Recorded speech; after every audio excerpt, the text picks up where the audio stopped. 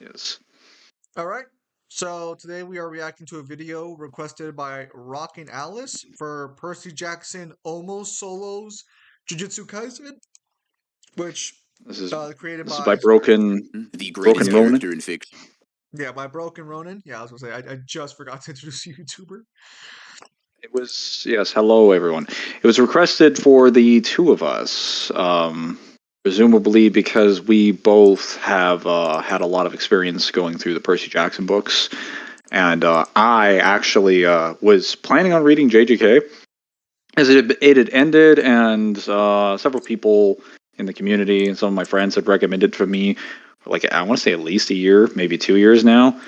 So after I went through the Percy Jackson books again, because I already wanted to go through them for a separate project, I just figured, fuck it, well, I'll go through JJK because now is the time to go through it more than anything, and I did. And then I went back and like re-looked through it recently before the video, so I feel pretty confident in my knowledge. Well, let's see what he has to say, because I've kind of glimpsed over a little bit of this. I know a bit of what he's going to claim, but Zim is not, so Yep, I'm be going new into for this him. fresh. So I have only read the first 5 Percy Jackson books like a decade ago, and I read the 4 out of the 5 books of the Heroes of Olympus because the 5th book was never in my school Yes. library, so I never got to read it. Yeah. All right. Do we want to start? We're at 1.25 times speed, right? Yes. All right, let's Almost go. solos Jujutsu Kaisen, and in this video I will be explaining exactly why that's the case. Now, in versus battle matchups like these, I typically don't waste any time introducing the presented characters or series, but considering that I usually don't cover anime and manga exclusively, I figured that a basic rundown of who Percy Jackson is would be appropriate. For all intents and purposes, Percy Jackson is the title character of his own book series that exists in a universe in which Greek mythology and the mythology of multiple other parts of the world are real and influential in the present day. Zeus, Poseidon, Hades, and many other Greek deities are active in the everyday lives of mortals, and oftentimes foster children with them. These children are known as demigods or half-bloods, literally being half Oh, gross. The original Percy Jackson design of mortal and half 47. god. Percy is one of these half-bloods and a particularly strong one. Being the son of What about Poseidon, that? It was gross.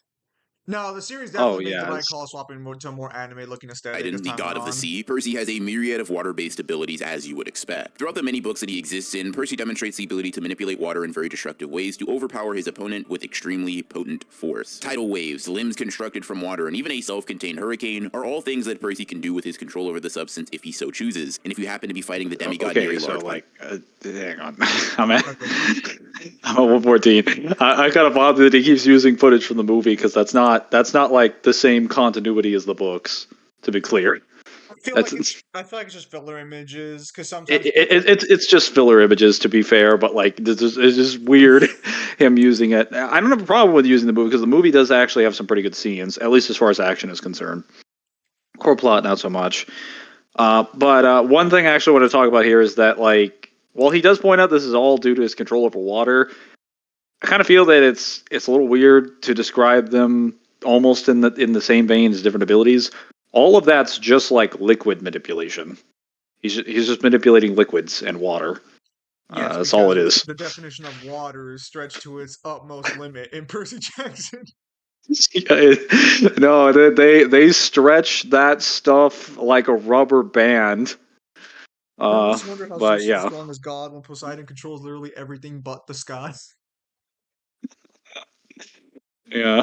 All right, let's continue. of water, 117. his connection to it and his godly heritage only grows stronger, allowing him to pull even greater levels of power from the depths. Now, on top of the Poseidon-specific powers that are granted to him, Percy has a myriad of minor hacks or Oh, I got an what ad happens for the Kia Telluride. Actually, I was gonna ask Kia. that are going to prove extremely important for him in a prolonged battle against Jujutsu Kaisen Yes. characters, as I have placed him in. Particularly, Percy's resistance to extreme temperatures, as demonstrated by his ability to survive multiple bolts of lightning and lava directly making contact with the skin, his ability to manipulate poison as a byproduct of the water that can be found within it, his regenerative abilities when in contact with a body of water, his resistance to multiple forms of high-level magic, and even his ability to resist the imbued effect of a specific blade called Backbiter, which is stated to be able to rip the soul from the body upon making a cut. All of these abilities and more are just some of the minor hacks that Percy has demonstrated he is resistant to or is able to counter with. with. On top of all of this, when at the peak of his powers physically, Percy also has access to the Curse of Achilles, which gives him complete physical invulnerability with the exception of one spot on his back that is extremely susceptible. So I guess he points out that like poison can be manipulated as a byproduct of the water inside of it. Yes. At that point, you would just point out that he's just manipulating like liquids in general. Again, I mean, like, is there any liquid that doesn't have water in it? Because I mean, there's some. There's gotta be some, right? there are liquid in the Percy Jackson universe, yes, but this is why I have to point out like something like the House of Hades, where and other examples of like short stories where Percy falls into like the underworld rivers like the Leth and the River Phaegion, and he is able to manipulate the river because of the fact that it is called a river. He interprets it as a river. It flows like a river does. It behaves all of the same ways that water does, but it's not literally water. But because it functions in the likeness that water is, he is able to manipulate it. Though it does take a little bit more willpower than normal, because it's obviously not like normal water. But this doesn't just extend to that. This also extends to him manipulating the poison of Misery, the goddess of like despair and like hatred and all that. He's able to manipulate her poison because he just convinces. Percy basically gaslit himself into believing that because poison in her body functions the same way the water functions in our body, and that like all the rivers in Tartarus are basically the blood flow of Tartarus, they're essentially the same thing as water. So that allowed him to manipulate the poison in their their body, their physical constitution. So it is really just whatever Percy interprets to be a liquid. If Percy can convince himself that you have a liquid, you're done. Like whatever power you have is his. It's multiple other minor abilities that are granted to him through his heritage. Wait. Context. Hang on. Did he mention the Half-Blood powers? Because he kind of just... I don't think he brought that up, did he? So he mentioned a couple of... I'm at 224, so where are you at? I was at... 204. Hang on. Okay, so you're... Yeah. I wouldn't really say he mentions too much. I mean, he mentions some passives, but those are more Percy exclusive. He hasn't mentioned any, like, Half-Blood passives, but I'm assuming he will at some point. I'm assuming Percy gets, like, 8 minutes, probably. You know. So let's see. Let's continue. Specific powers when I actually discuss how I think he interacts with the Jujutsu Kaisen universe as a whole. For the time being, I've adequately covered Percy's basic hacks, which leads us to the oh-so-important question. How strong is this guy really? See, if you're like me and have been a big fan of the Percy Jackson books for a while, you may underestimate how strong this guy actually is when removed from his own universe. In the context of the overarching Riordan verse, Percy's a pretty scary guy, giving the god of war Ares a tough time at the age of 12, holding the weight of the sky on his shoulders for a brief time at 13, going blow for blow with the Titan of Time at 15, and walking through hell squared, all without succumbing to the ancient powers that be. However, how this exactly translates to battles across fiction is a bit more tricky, and it required me to go digging in my old books to look for specific feats or statements regarding his physical abilities. And to my surprise, I found quite a few that led me to the conclusion that he could step to JJK and instantly be granted top-tier status. For example, in the 4th book of the original series, Battle of the Labyrinth, Percy's essentially able to self-detonate and cause the eruption of a volcano single-handedly, Mount St. Helens to be specific. The amount of force required to do something like this is around 24 megatons of TNT, or enough power to level a city with the force of the blast. Now, this level of output from Percy is impressive in its own right, but even when ignoring just how destructive he could be. So, pausing at 342.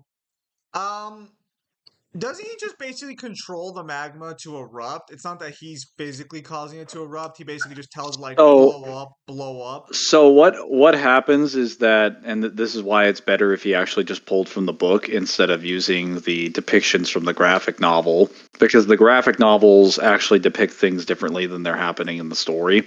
Yeah. Especially the first one for the Lightning Thief, because the Lightning Thief one has direct contradictions to how Luke leaves the camp. But I was going to say that what he does specifically is that he just decides to, because of his advice that he's given, because of the advice that he's given by a Nade in the Triple G Ranch before he goes to this volcano, he is basically reminded that due to the most of the planet being submerged in water for millions of years, water is essentially in every object, and it is the life of like every object, including yourself. And That's why he acknowledges that even when he's in a volcano where there's like lava around, it doesn't matter because he still has water inside of himself. So he just pulls all the water out of his body, or he basically just tries to pull as much force out of his body as possible, and that causes an eruption of the volcano. He doesn't actually pull water out of the walls the way the graphic novel depicts it. That's not what's stated in the book. Just the entire room completely explodes from the ground upwards, and he gets launched out of the volcano. Okay, but that's from him pulling all the water he can. That's not necessarily him consciously. Like, I mean, I guess you would assume he could do it since he's calling the lava to Well, do no. that. But He's conscious. He consciously pulls as much as he can. He intended to cause as much damage as possible. He just didn't know the full extent of what he was capable of doing. okay, that's fine then. Because I was gonna say, from what I remember, he's basically like he was asking like just I don't know. It's one of those weird scalable feats. Like, I mean, that's fine. It's just that like if your ability, It's more of an earthquake power than it is the water. Even though he's clearly trying to manipulate water, it's more of him causing like an eruption through like earthquakes. But I'll still let him. Wait, actually, how far did you get? I'm You at, got 342. yeah, I'm at 342. What did he say last? The last thing he said was it was like 24 megatons or something. That might not be entirely accurate. It's actually a little bit higher than that, though he's going to clarify a little bit on this, so I'll talk about it then. Okay. Here, there are three extremely important things to note in this specific feat. The first is that Percy isn't intentionally trying to cause this much destruction in this instance. We know this because he actively says so himself when it's revealed just how much damage and destruction he actually caused. In fact, it's even made clear that he didn't know he could do this. The lack of intent on Percy's part simply makes what he did that much more impressive. The second thing to note is that this feat directly correlates to his durability as a baseline, because he himself is the one who caused the explosion in the heart of the volcano and was subsequently launched from the blast as a result of it. By the very nature of this feat, Percy has to scale to his output here. And the third and final thing that is oh so impressive about Percy blowing up a volcano is the fact that this doesn't even come close to the limits of his capabilities. Not only is Percy just 14 in the Battle of the Labyrinth, but as the books progress and the danger that he faces grows more and more Okay, I stopped at 440. Okay. To rise to the occasion and Because he doesn't mention the thing I want to talk about. So the the important thing to talk about the feat in question is what Hephaestus actually reveals on the news channel afterwards when he shows the damage Percy actually did to Mount St. Helens.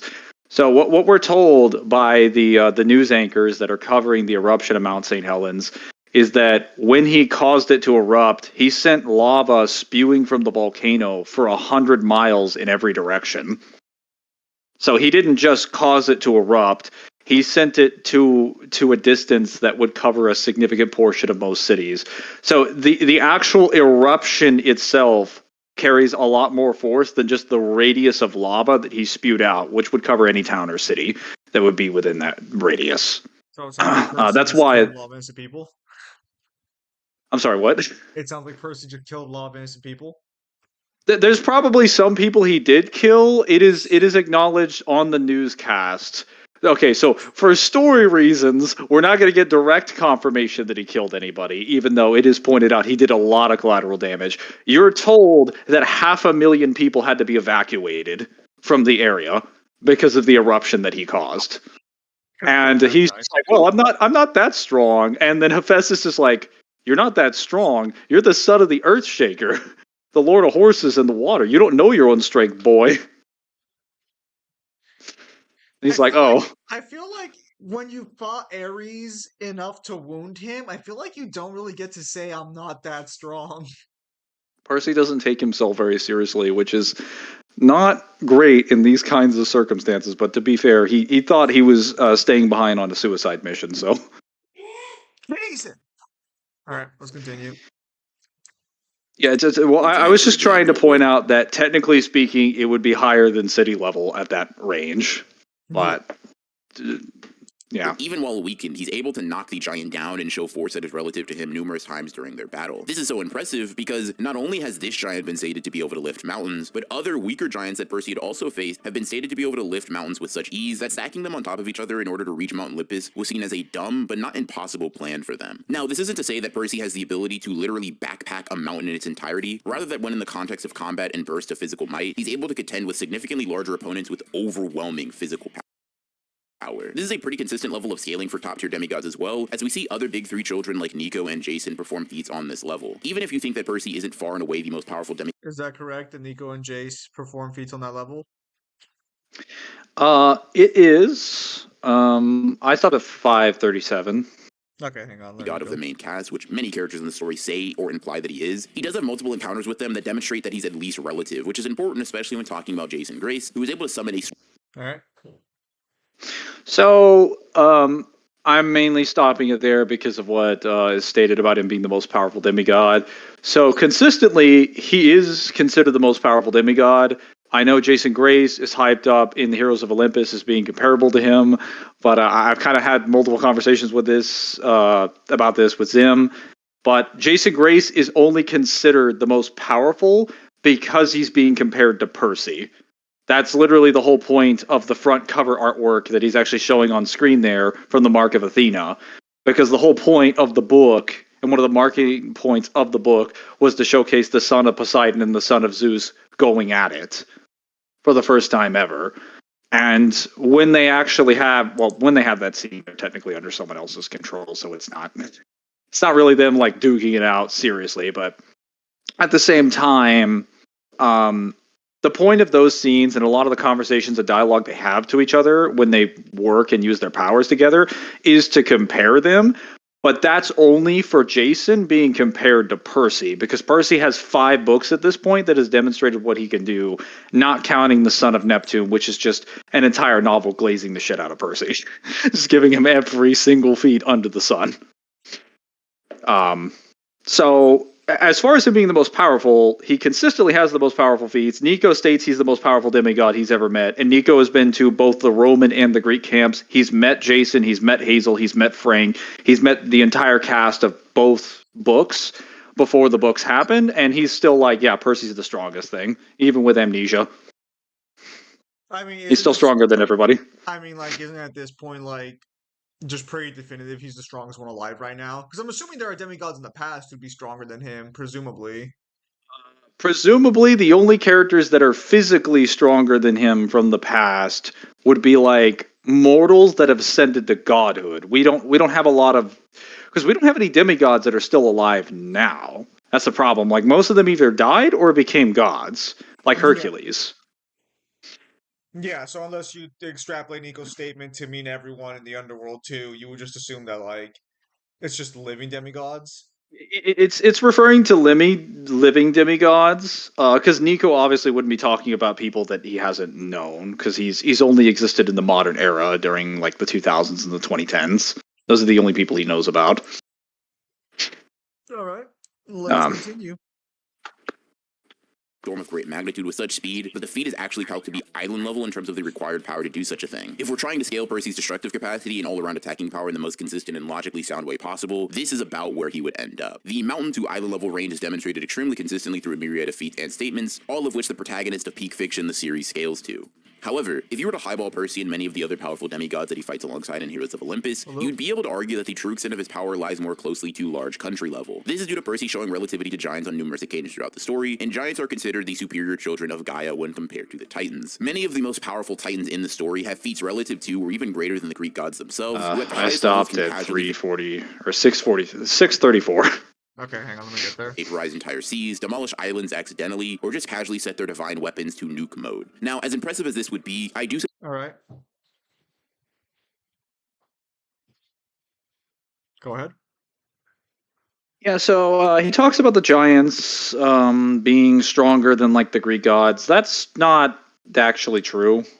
The demigods, who are usually weaker than the gods, can fight against the giants along with the gods. That's actually one of the reasons in the plot, both in the story of Heroes of Olympus and the previous battle against the giants, the War of the Giants, that they were able to beat the giants. It's because the demigods are actually like strong enough and fast enough to fight them. Now, that's not like an anti-feat for the giants. Again, demigods have multiple examples of doing like town and city level feats. It isn't just like Percy that does this, because Jason also has statements that when he fights the Titan Krios, the brother of Hyperion, brother of like Iapetus, all the 4 Titans that actually held up the sky, he actually claimed he killed Krios with his bare hands. So he beat the shit out of him in a hand-to-hand combat scenario and just killed him. Like, no lightning bolts or anything, just killed him with hands. So with that and other examples in the Blood of Olympus of them fighting giants who have examples of living on mountains, I am fine with them scaling the mountain level and higher, I guess, based on calcs. But like the country level range isn't really fair because you're basically equating that based off of a storm that Jason is capable of creating, that they would all scale to this level, and then you're assuming that giants would be orders of magnitude stronger than them, which isn't supported by the story because they're able to fight the giants consistently. And the gods are also able to fight the giants. Whenever the gods actually decide to ramp up their powers, the giants usually run away. Like in The Lost Hero, when Hera gets freed from her cage and she basically decides to explode, the anti-Zeus giant that's in there just runs from her immediately. He just hightails it out of there. He's like, no, I don't want to be there. The only reason why the giants stick around, like, to be clear, the only reason why they're confident in fighting the gods, aside from being physically in the same tier as them, is just the fact that they were made immortal by Gaia and by Tartarus. So what that means is that if they are not killed by both a god and a demigod at the same time, if they're not fighting both of them when a blow is landed on them, the giants will always like regenerate on the spot. That's like the main reason they were able to fight them. But keep in mind, they actually point out in the books that you can actually just kill, like you can just blow them into pieces and scatter the pieces everywhere. Because like Jason and a few other people were willing to fight the anti-Dionysus giant, and they were like, yeah, we don't care if we don't have a god here. We'll fight you ourselves. We'll just cut you into a bunch of different pieces. We don't need a god to beat you. And of course, they get a god later, but like they admit that like we could kill you without a god. I mean, are you sure that's like actually supported by the story, or more just like boasting or It like it, taunting? it is it's supported by the weapons that they have, because the gods, like everything else, the gods, the giants, the titans, the monsters, they all essentially have a certain amount of metaphysical weight to their existence. And as long as you have celestial bronze or imperial gold, you can cut that weight down into pieces. So even if you are like immortal, to be clear, all that means is that you won't technically die.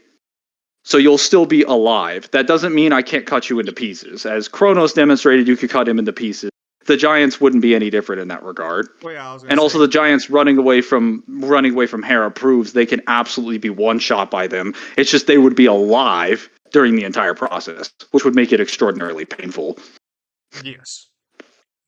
All right, let us continue. That it's a highball for Percy, just due to how consistently the gods of the Riordanverse are shown to be leagues above the demigod offspring that they have when it comes to pure power. Percy's shown that he can tangle with gods like Ares while they aren't using the full extent of their abilities, but when entering their divine forms, it's clear that even the strongest of half-bloods can't really compete. The potential scaling is there, especially when thinking back to the fact that Percy pinned Hades down in his own domain and made him run away, but it simply isn't as accordant with the rest of the book series as everything else to say that Percy can literally nuke or vaporize seas in an instant. Still, this gives us a decent range of power. I stopped at 708. Okay, Let me know when you get there. I'm already there. Oh, okay. The fast one. I paused it so- when you said something, I was already on 708. Oh man, we're just slick. Yeah. So as far as them being, as far as saying they don't scale to the gods in their true forms, that is true. But he didn't explain it quite the way he should have. So they don't get vaporized because the true form is simply that powerful, though their forms are powerful enough to actually kill them. It has to do with you viewing the form, because they do point out that like if a god is like, well, technically you do have to leave, because sometimes if they exert enough energy they can kill you. However, they point out sometimes like when a god is doing a certain thing that is releasing a lot of energy, you have to look away from them, or you either be permanently blinded or turn to ash. But you can still be in the vicinity when they do so. It's not always like kill. The main reason why they would be more powerful in their true forms is because they just have examples in the Greek myths books for Percy Jackson and the Greek gods that shows them basically fighting Typhoon, who's trying to like, I mean, he basically splits open mountains, vaporizes seas, and he also battles what is it, the Titan of the Moon, and it's stated that the reason why the moon actually has craters in Percy Jackson is because Typhoon was battling the moon goddess on the moon. So they have examples of fighting things on that level, and they also have there's statements in The Lightning Thief that Zeus's Master Bolt makes mortal hydrogen bombs look like firecrackers. So they have things way higher than like island level. So I don't disagree with the idea that it would be a high ball to put him up there, but like, why is he even bringing this up? Like, this isn't a wager thing. Like we don't. There's no highballing. You just go with whatever the consistent scaling is for Percy, which is Well, because when you make arguably it's mountain level. when you make a video like this, you're trying to give a complete like sort of grasp of the information. And in the case of Percy like this, if there's an argument for a potential higher scaling, you want to acknowledge it, but just basically say that like it's probably not that consistent. But there is an And argument. then there you for should just disprove it at that point. Don't make the argument that it's because I mean, we're I mean, not how do we're you not dis- haggling. how do you disprove it when they can fight titans? They can also fight other like yeah, because he should scale Because they closer to gods never than fight not. them. They never fight them in their true forms. They only fight them in the bodies. Yes, but these content level Because feats, are they only restricted to true form, or would they also be in base? Because if I remember so correctly, none of the mountain level or city level or like town level feats are. Those happen with like their avatar forms. But like don't when they they fight go ahead. Typhoon in they fight Typhoon in their body forms, and they're more like weakened forms, No, right? they go into their true forms for that. Because even when Poseidon decides to go fight Oceanus, he actually points out like you need to leave now, Percy. I'm taking my true form. And he transforms into his true form just to fight Oceanus. All right, fair enough. Let's continue. Yeah. I'm just that wondering he'll if be he's going to building go over Half-Blood stuff because I don't remember this all of this video. Jujutsu Kaisen universe, and when paired with his extremely impressive speed, I think you'll see why I have such confidence in Percy when What throwing him up speed? against an entire world. For his speed scaling, it honestly requires much less explanation than his strength did. In the Titan's Curse, he was able to perceive and deflect a bullet and does something similar against an army of underworld soldiers in the Last Olympian. Going one step beyond this later in the series, we see that on multiple occasions, either Percy or characters that Correct me if I'm wrong, but that last Olympian feat, he's already taken a dip in the river Styx, right? I'm sorry? Because he mentions Percy blocking bullets in the underworld in the last Olympian. That's after the river Styx, right? Yeah, but he does it in the Titan's Curse as well. But Yeah. he didn't actually provide the context for that. So this is kind of why. Well, you know what? If he doesn't mention the Half-Bloods stuff by the time he gets to the end of Percy's section, I'll bring it up again. But when he fights the skeletons on Hoover Dam and they shoot handguns at him, he literally blocks them off his he blocks them off of his blade, and he directly points out that he can actually see the currents of air that they're traveling through as they move through the air next to him. All right. So he's able to dodge them directly. There's also another feat from I was gonna say that the context for the bolt stuff is that basically whenever Jason tries to call lightning down on the giants will literally see it. Unless they're like off guard, because there are situations where he catches them off guard. In multiple instances, Jason tries to lightning strike the giants, and they look up mid lightning strike, pull out their sword, and deflect it off their sword. Consistently lightning timers is what Yeah, you're it is consistent. There's also another feat in that scene that he mentions with Hades fighting Percy, because after Percy takes a dip in the river Styx, Hades shows up with an army of the undead. He just rushes the entire gun line of soldiers, blitzes them. Some of the shots hit him, but some of them he's actually able to outpace. And then he cuts through them, and he jumps straight at Hades. Hades shoots a bolt of dark energy at him, and he deflects it off his sword midair and then tackles him out of his chariot. Go ahead. Yeah, and you would assume that bolt would at least scale to like Zeus's lightning, since he's able to block Zeus's attack from Yeah, killing. and he's also doing it like very, very easily midair while he's traveling towards him, so he has less time to react to it, and he's just like, I don't care. Because this is fresh out of the Styx. Like, he just climbed out of the river 2 seconds ago. Yeah. He's had no time to recover. All right, let's continue. shown to be a match for are able to react to lightning bolts outright. This level of speed isn't an outlier either, and actually happens rather frequently in the story. Jason reacts to lightning, giants that Percy fights are able to react to lightning, and even he has deflected a bolt of the stuff off his blade when fighting the son of Jupiter himself. On its own, this would already mean that Percy outscales 99% of the Jujutsu Kaisen universe, but after searching for any feats that I may have missed, I discovered that in the last Olympian, Percy literally reacts to the light of Hyperion from a short distance, placing him at least relativistic speeds. So, in case all of that just sounded like a bunch of mumbo jumbo to you, you can essentially look at Percy as a physical monster. Now we'll talk about how his fighting style, experience, hack, strength, speed, and durability. Okay, he didn't talk about it. He didn't talk about it. I'm at 8:30. You're at 8:30? Okay. More detail once I get to breaking down how this matchup shakes out. But before we do that, let's quickly go over Jujutsu Kaisen and its scaling. Okay. Go ahead. Something you want to say? Something? So he didn't bring up half-blood physiology, like at all. Okay. So there's a few things that you need to consider when it comes to the half-bloods, and specifically is that basically when it comes to like their senses, they're not just capable of sensing a lot of things that have like metaphysical weight and value, that have like a lot of conceptual properties. They can sense where they are. They can also sense various forms of magic, and they can see and perceive through things like the mist. I don't know how relevant this is going to be for his thing, but it is important because of what the mist is, because the mist is basically revealed to be the veil that separates the mortal realm and the world of the monsters in Percy Jackson. And this mist obscures and changes reality itself, creates illusions, and also alters your perception. And they can see through it clearly, though in some cases it can obviously be manipulated by sorcerers or monsters to make it more dense in order to fool demigods. But demigods that are like more aware of themselves can get past it. The second part is demigods don't perceive time the same way that humans do. Due to them being descendants of gods, it is pointed out in the books many times. They will say whenever they're in a combat sequence, time slows down. You will hear this mentioned so many times, and in the guidebooks is actually mentioned for the Camp Half-Blood guide that there's a bunch of signs if you're going to be a demigod, right? One of the signs is you perceive time differently, because as a half-blood, sometimes you will be moving towards something and time will slow down in conflict, because like not only are your reflexes, your battlefield reflexes kicking in, you are seeing things differently because of like your godly like heritage. There will also be circumstances where things will speed up to aid your perception if sometimes you need to be like faster or whatever. So like it isn't just the fact that they are near the speed of lightning or above, it's the fact that they also perceive time differently on top of that. So they're quite quick.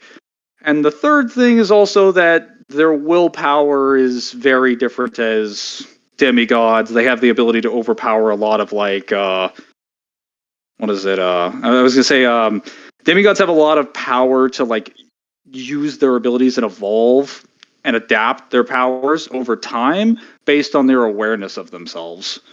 I'm gonna kind of mention this later, but because it's especially relevant for Percy, especially when it comes to his will to live. But I don't know if he's gonna actually mention it because he seems to think that Percy is already like, you know, above 99% of the JJK verse.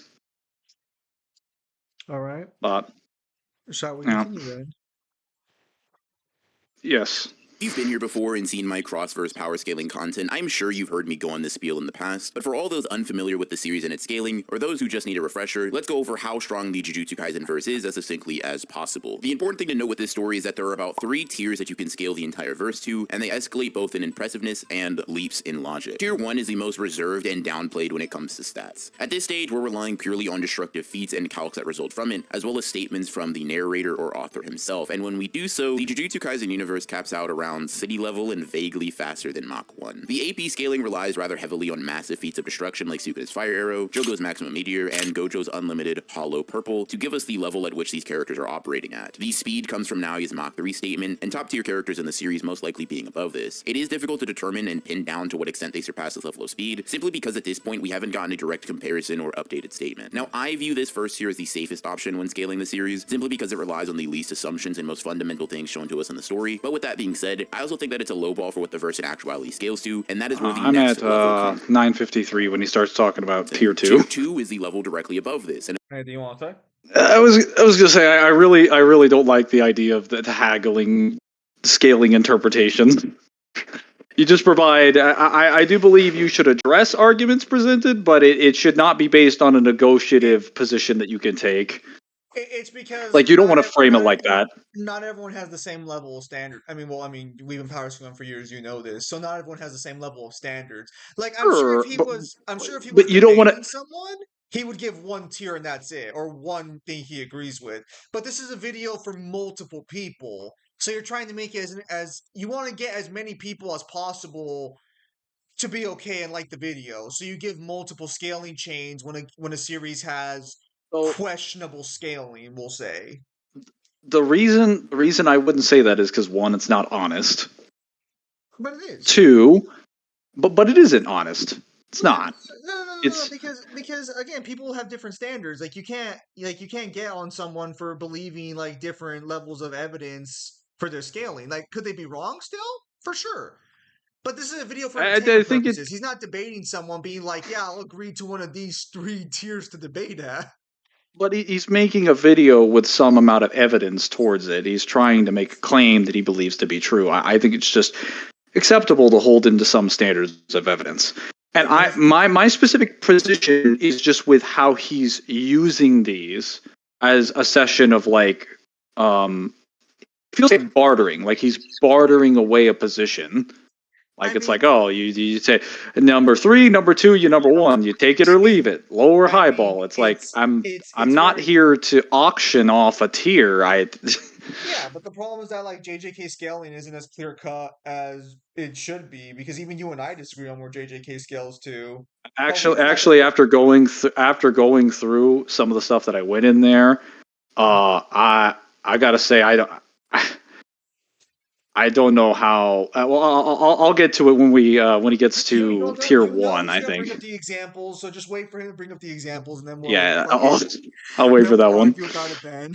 It's My what I my, consider my, to be my the my most main my main problem is just using because he did this for Percy too. I don't have a problem with it just for JJK. I have a problem for any verse because I see this all the time with every verse I see. It's so fucking annoying. I Like, stop haggling. I'm going to This isn't a say negotiation. I'm going to say that not every verse should be haggled the way that you're claiming this man is haggling, but I'm also not going to say that there aren't some verses where this is applicable, and I think JJK is one of those verses where there's just different levels based on what you accept as evidence or how you want to accept the So evidence. so even if that's the case, you would just be arguing a specific character would scale differently. Yeah, but like whatever. Like, well, wait till you see what he actually said. All Then right. then then then come to the conclusions. middling way to scale Jujutsu Kaisen. While it does rely on a few more assumptions and generosities to come to this conclusion, they aren't so wild or unfounded in their premise that I What's with this ghetto picture, bro? That's why. deem it unfit to use matchups like this, and when following this line of thinking, the upper echelons are able to reach island levels of attack potency and be significantly faster than the speed of sound. For the attack potency scaling, that relies Hang on, I had to hire it a bit because there's some cooking in the background. entirely on domain expansions and how they are explained within the story. Put simply, the inside of a domain is constructed through a character's cursed energy and cursed technique, and while the outside of the domain and inside are incongruent, the actual environment crafted within the barrier actually exists. Now, in saying all of that, I realize that I didn't put that simply at all, so I'll say it like this. Because Jogo and Dagon are able to create a mountain and island within their domain expansions respectively, their cursed energy output and composition should scale to these things, placing every character that's stronger than them even higher on the totem pole. For the speed scaling, you need only Okay, so regarding 1045, domain expansion scaling is very inconsistent since they're not actually creating the domain inherently. Like, everyone has the domain expansion exists within a person. Domain expansion is just bringing that domain outwards. So That's I'm that's not why it's called a domain expansion because expansion. they expand it into reality. Yeah, so So, they're not creating what's inside. What's inside has already been created. They're bringing it out into reality. So it's more of a it's much more of a hacksy ability than an AP creation feat would be the right way of saying it. rely on I calculations think based the on reason people believe this is because of how curtains are handled at the beginning of the series. Because when they first present the curtains, they kind of present them as these like force fields that can like block off an area. So obviously, I don't think they completely remove curtains from the story entirely, but they become less and less relevant the more like domains get introducced, and Well, domains end up Well, because Yeah, they basically end up taking the place. Yeah, they're just a curtain with a special location inside. Well, so the reason I bring that up is because I guess when they saw Domain, they're like, oh, it's basically a curtain. So therefore, if they're bringing it out into the space, they must be creating it. I think that's where the misconception comes from, not just like the density of the space. Yeah. I do have some critiques about how he came to the conclusion of the speed being higher above the speed of sound. Not it being faster than the speed of sound, but how he came to the conclusion of them being massively above the previous speed tier. Hold on. I'm at 10:48, so let me get to his argument, and then we can talk about it. I'm at 11:09. My bad. Yeah, no. I paused it at the AP because I wanted to cover that one a little bit before I got to speed. But so hold on to that thought for a couple more seconds. Known speed quantities to get the verse a couple of dozen times faster than sound. Maki catching a bullet, Yuji blocking piercing blood from close range, Kenjaku dodging it at the last second, and Sukuna essentially blitzing the attack, all essentially demonstrate that these JJK characters can reach hypersonic to hypersonic plus levels of speed if they need to. This is all well and good, but there's one level higher that we can go. Okay, where are you at? Mangler. 107 or so, because he says they'll be at a hypersonic to high hypersonic speeds if they need to. I just want to say that, like, dodging an attack at the last second just means you're faster than it. You're not like, you don't become dozens of times faster than the projectile, because speed and how we perceive time is relative. So like we. Oh, go ahead. Yeah, like you would need some indicative like time frame itself on the part of the character perceiving it itself to make that conclusion. Like if you see them seeing it in slow motion, okay, that's very different. That character's way faster than that projectile. But like if we just see it from like a general perspective of the story, and the character's like moving out of the way, it's like, yeah, they can react to it. They're obviously faster than it. But to what degree? That's entirely an assumption. Well, you can't like hard calculate that based off of panels. I mean, well, it's hard to calculate on panels. He does show anime feats, but like, I don't think it goes without saying. Like, let's say I dodge piercing blood, like when it's like 10 feet away from me. There's no reason to assume that the guy who dodges it when it's 1 centimeter away from him, that he's not like at least a good portion faster than I am. That depends on if we assume he can do it. That's the kind of the problem here. Well, no, that's why I'm as getting well as as like, so the distance you dodge an attack does factor in the speed, but it also depends on how you dodge it. Because if you barely move like a little bit out of the way and you just barely dodge it, that's a little different from, oh, it's about to hit me, and all of a sudden I just completely moved my entire body out of the way a decent chunk before it moved. It also doesn't help that, like, well, because I believe the example he's using is in the Shibuya arc. We don't really have other example. Like, we have people who dodge the blood thing in that arc. I'm just pointing out that, like, aside from Kenjaku, we don't have like another example in that kind of scene where we have another character getting blitzed by it very easily, or a person who barely manages to dodge it, and then Kenjaku dodging it, and there's like no statements acknowledging like how much faster he is. Like the chapter is just pointing out that he's faster than it. It's not going out of its way to be like, oh, by the way, he's really fucking fast. And I know sometimes people are like, hey, listen, that latency is not needed. True, if you're just trying to argue he's faster. But if you want to know how much faster, you kind of need more details. Yeah, but that's also just a problem with piercing blood because it doesn't have an actual speed statement for its like speed given. So the statement for piercing blood is that it's faster than the speed of sound. But we're never told how much faster it is. Everyone just assumes. We're never told how much faster it is. Well, everyone just assumes it's a little bit faster, but then, like, Sukuna uses piercing blood later on, and so the question becomes, is Sukuna's piercing blood the same speed as Chozo's, or would you assume Sukuna's is faster because he's just way stronger than Chozo? So piercing blood's a very weird technique. There's also the problem that, like, the speed of sound given... Well, it can change depending on the frequency of the air, but assuming like normal air pressure in most places, even in the subway, it's probably going to be around like 700 something miles per hour, usually like close to Mach 1, more or less. Hypersonic speeds, if I'm not mistaken, are like want to say like 1,000 or not 1,000 miles an hour. They're like 3,000 somewhere in there. Hang on, I'll say I can look it up, or you can look it up, one or the other. No.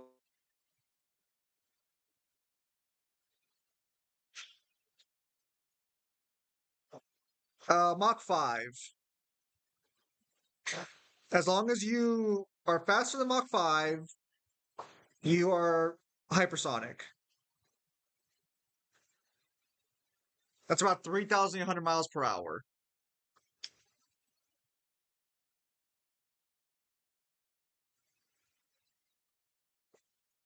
You there, Mangler?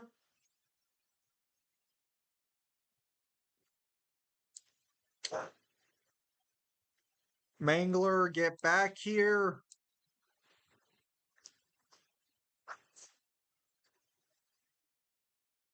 Dang it. I don't know how to pause the video in this program, unfortunately, without ending the video, and I don't want to do that. So, for now, we'll go a bit forward, and we'll wait for him to rejoin us. So, the final tier of scaling that even remotely makes sense for where the series is at right now. Tier 3 is this level, and while I would consider most of the So regarding the speed, I think the speed is fine for the most part. Tier 2 is a little weird, because I thought he was going to talk about Kashimo's lightning and Kashimo at that point, but he did not. He focused on just upscaling piercing blood, which is really weird. But that's fine. I mean, you're back okay, with us?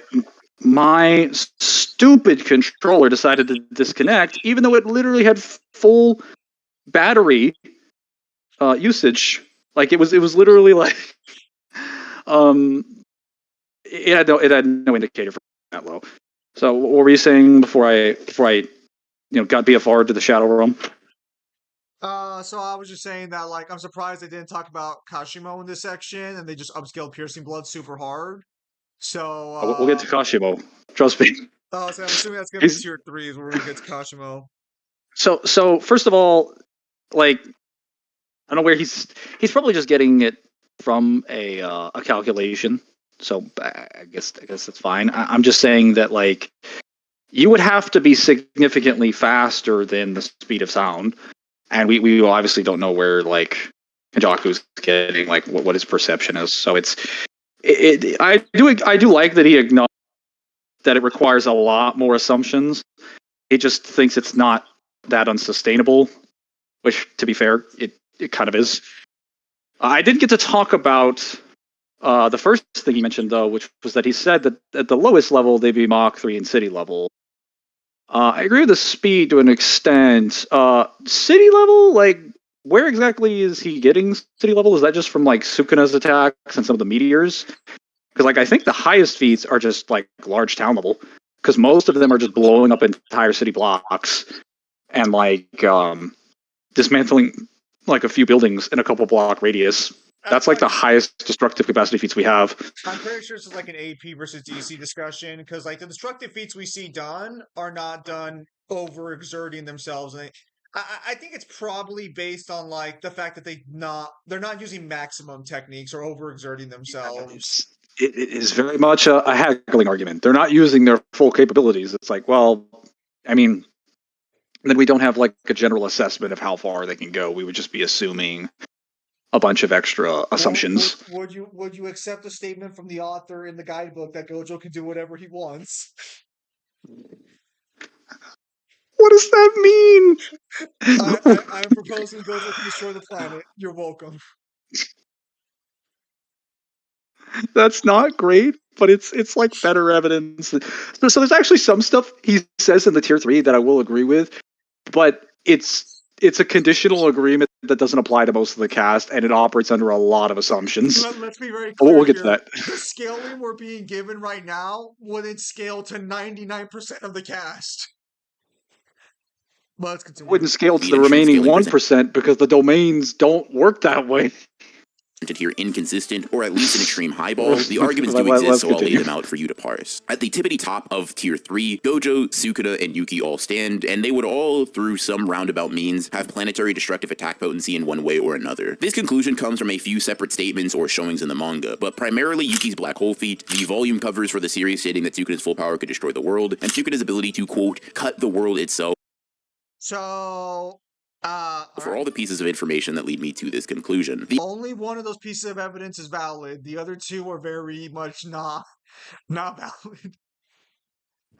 Yeah, I was gonna say, so he brought this up earlier. I don't know if you caught this, but he brought this up when he was talking about tier 3 feats, because he seems to think the tier 3 way of scaling, because he is completely fine using domains.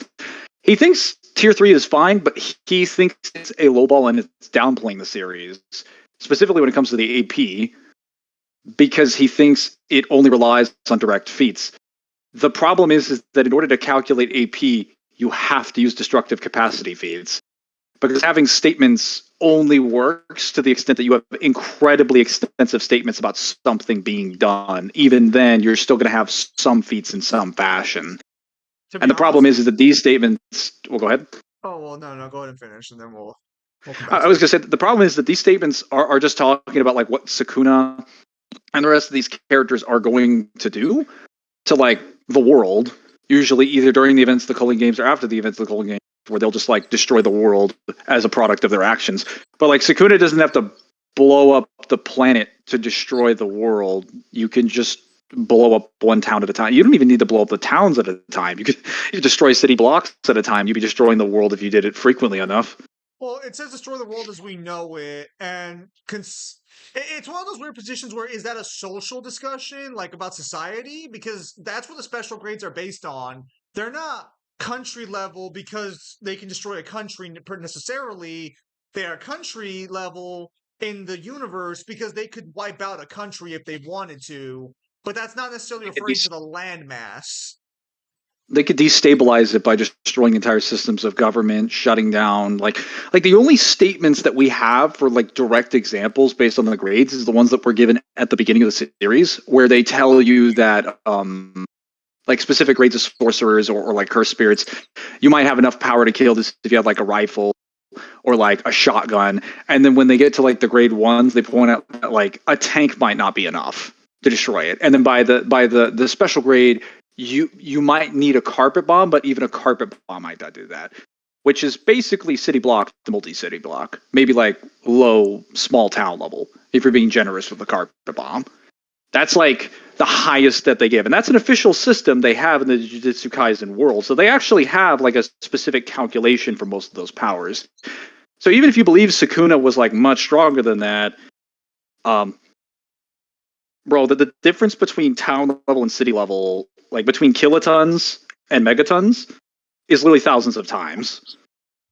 The difference that it takes to get to planetary is like each tier is like thousands of times from each other. By the time you've gotten to planet, he would be like sextillions of times stronger than the rest of these people. Hang on, because I wanna check something, because I'm pretty sure that AP comes from the Gojo feat of the earthquake. I could be wrong about that though.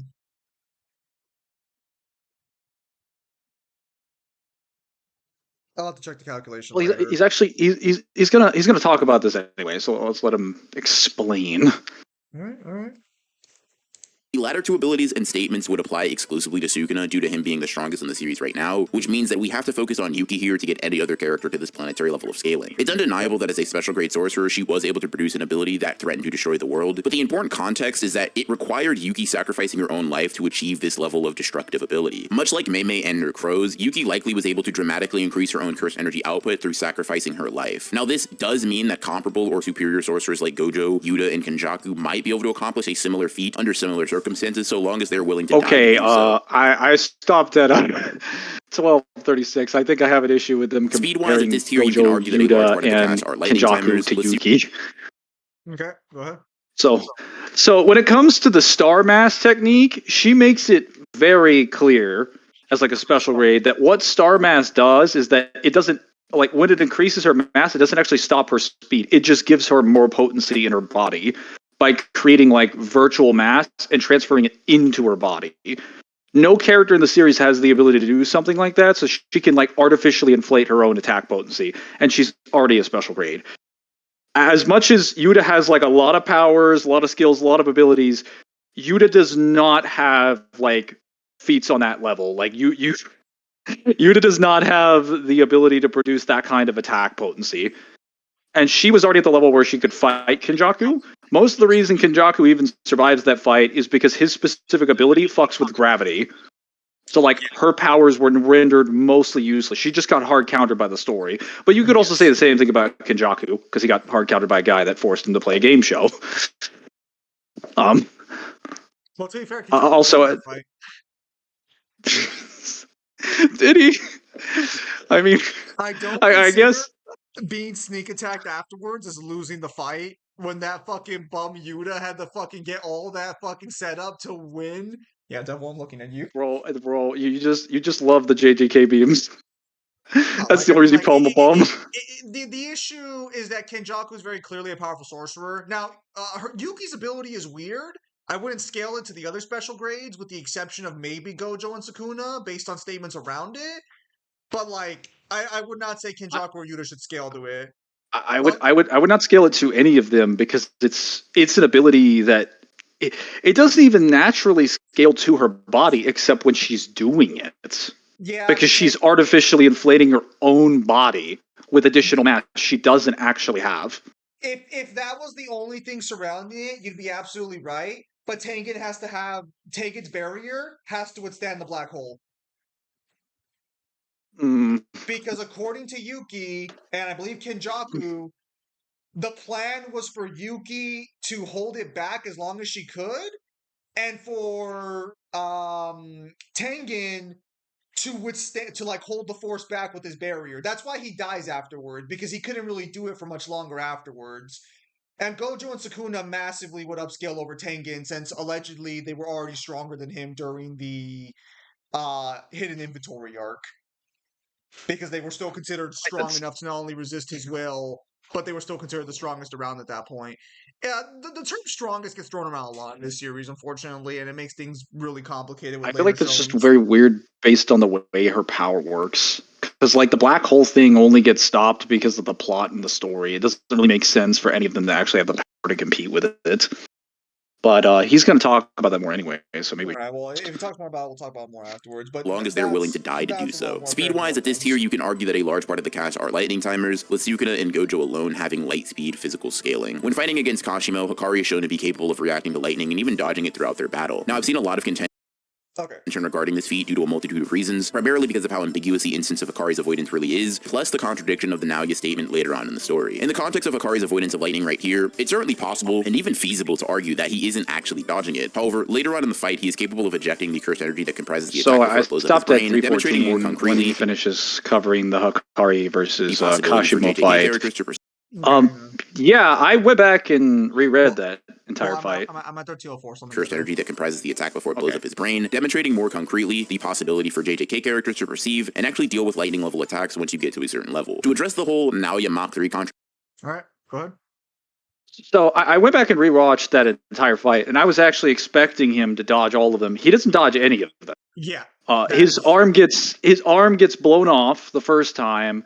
I believe the second time it hits his brain. And while he does spew it out, it's important to note that when Kashimo explains his curse technique running like, well, he doesn't actually explain it, the narrator explains it because it's always the narrator. When they explain it being like cursed energy, they point out that the way it works is that he has to create a positive charge running through his body and then discharge a negative charge that it hits you so that it looks like lightning without discharging when it hits the ground. And if we're going to treat it that way, you have to understand that his speed is variable depending on what object he's moving through, because electricity doesn't actually travel at the same speed depending on what it's hitting as the conductor. So when it hits your body, it's not traveling at the same speed it would be moving through the air, for instance, because it doesn't really have to conduct through a physical object. So I wouldn't really argue that he's really reacting to it inside of his body. That's not really fair to him. It's also because he doesn't dodge the attack. Like in the fight, it specifically says death, and he spews it out because he has so much reverse curse Well, tech or so much energy that he just can't die at that point. The whole point of the fight I was going to point. is that he can't die. Oh, go. Sorry. No, go ahead. I was going to point out that the because he actually got the jackpot ability off against a previous guy, they point out he's basically unkillable because he has so much cursed energy. Even though he doesn't really have like reverse curse technique, he can just what he'll do is that he'll get the jackpot. He can keep hitting people, and then if they blow off his limbs, he'll just spam domain. Because since he has unlimited cursed energy for like 4 minutes, he can just activate a domain, and the domain will heal. So he doesn't have to learn reverse curse energy. So even if you do something to him, he'll just revert all the damage. And that's why he was able to fight Kashimo super effectively whenever Kashimo blew off one of his arms. Also, Kashimo electrocutes him a second time, I believe, through the water. And granted, he's in the water, so he'd be a little bit slower, but still, he ends up having to sacrifice an arm. He gets hit multiple times by this, and he's never able to react to it. The only thing he's able to hit is Kashimo himself. But it's pointed out that the reason why Kashimo is faster is because he charges his cursed energy through his brain, resulting him in having higher reflex. Even Kashimo himself isn't as fast as the cursed energy he shoots out of his body. Yes, because if you acts like an insta hit, guaranteed hit, more often than not. Yeah. I was going to say, if you go by what the fight depicts, the guy that is... I'm not going to say that Hakiri's speed blitzes Kashimo, but if you watch the... Well, I say watch. If you read the fight, whenever Kashimo is like... Even when he's locked in, there are points where he just gets slammed immediately. Like, most of the fight is Hakiri just punching him in the face. It is Hakiri, like, going straight at him and Kashimo backing up and putting as much distance between them as he can so that he can throw mid-range attacks. And he has to wait on his cursed energy to build up so he can jolt him. So it is very much sort of I'm waiting on like a technique to get ready fights. I'm not entirely sure I agree with that one for Kashimo. But he shouldn't theoretically be as fast as his lightning because otherwise it wouldn't make sense how Hikaru is able to fight him. Still, let's continue. Prediction. I mean, JJK kind of just did a weird thing in regards to this statement, because we have a myriad of other feats or statements alike that would place both human Naoya and current Maki multiple times above that level of speed. So it's clear that there is some Hang on. JJK kind of just did a weird thing once you get to a certain level. To address the whole Naoya Mach 3 contradiction, I mean, JJK kind of just did a weird thing in regards to this statement, because we have a myriad of... Okay, I'm gonna say right now, the Mach 3 statement was said to people who were vastly inferior to the top tiers, and the second Maki was able to lock in and achieve her full potential, Mach 3 meant nothing to her anymore. I don't understand. I will... Go on. I will point out that I don't think it's fair to say that it meant nothing because it still took a lot of her effort to dodge it midair. You know what? And that's after she achieves her full potential. No. We will discuss. What the fuck do you mean a lot of her fucking effort? She's there basically being high in the fucking sky. She feels the air pressure. He's about to hit her, and she casually dodges it afterwards. Dude, he does not compare when she fucking gets Toji level. What the fuck? You want me to look up this thing right now? Later. I'm more so concerned about the position that he's taking of what do you mean by like hang on. Let me look at it again.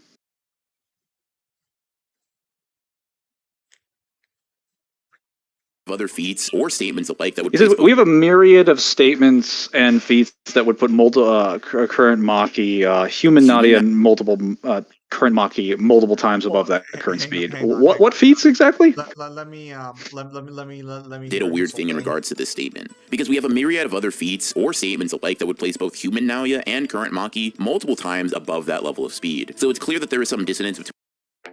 Fiverr. Gone after Fiverr. Well, maybe you should have Fiverr then.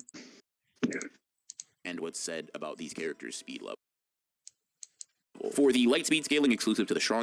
So there is another argument that I hadn't talked about yet regarding speed that I'm surprised no one brought up, but Hollow Purple is able to blitz Toji, so anyone who can react to Hollow Purple like effectively would technically be above Mach 3.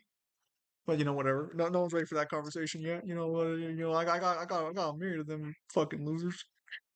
I mean, to be fair, most people already argue that Sukuna and the rest of these characters are above Mach 3. We just don't argue that they're like they hundreds of thousands of times faster. No, they do not. No, they do not. You have no idea how many times I've been online and I've seen people be like, "Oh, Mach 3 actually caps the verse. Mach 3. No, it doesn't. You fucking ingrates."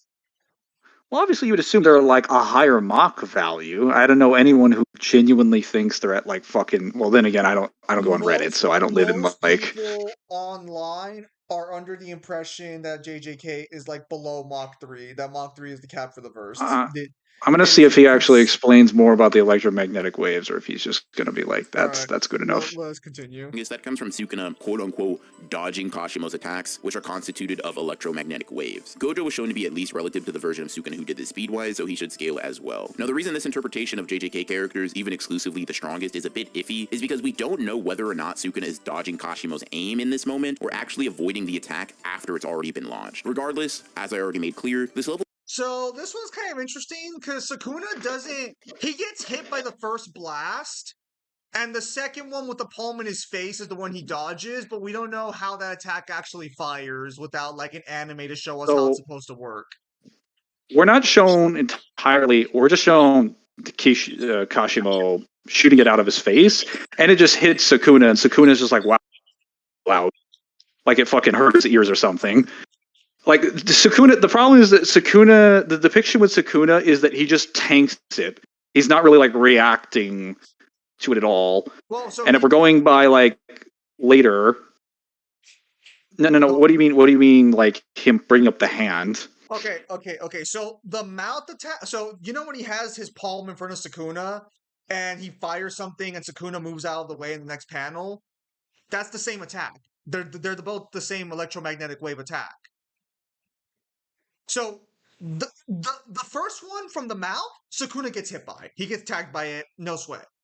When he closes the gap and puts his palm in front of Sukuna to fire off the attack, that's where it becomes contentious because Sukuna is too close to not. So it depends on how he dodges the attack there, because he's just aim dodging it before the attack fires, which doesn't really make sense. Or he point blank dodges the attack, which also doesn't make sense because he got tagged by it earlier. Then there's also the other issue, which is unless stated otherwise, you would assume all Kashima's attacks at that level would scale to their speed, and Sukuna technically speed blitzes Kashimo really badly by chanting. So when it comes to him moving, Kashimo doesn't actually shoot him with a mouth blast again. At least not when he's in Megumi's body form. No. See. Okay, I think the feat I'm talking about happens when he gets the forearms. No, I'm not talking about the forearms. I'm talking about because I'm looking at the panel right now. No. The only thing he dodges is the hand. No, yeah, the hand. Yeah, that'd be the same attack. You would have no reason to believe it's a different attack. It doesn't look different. It doesn't act different. That's the same attack. The issue is how. Yeah, I would. Now I understand what the guy's talking about. Yeah, I don't know if I could take that because before he even gets hit by it, before it's like even come out of the guy's palm, he's already looking at it. Well, so that's where the issue comes in, because if the anime comes out and this fires immediately after, he dodges it point blank. But if it takes a second to charge up or something, which is entirely possible, we don't have enough information. There's no guidebook.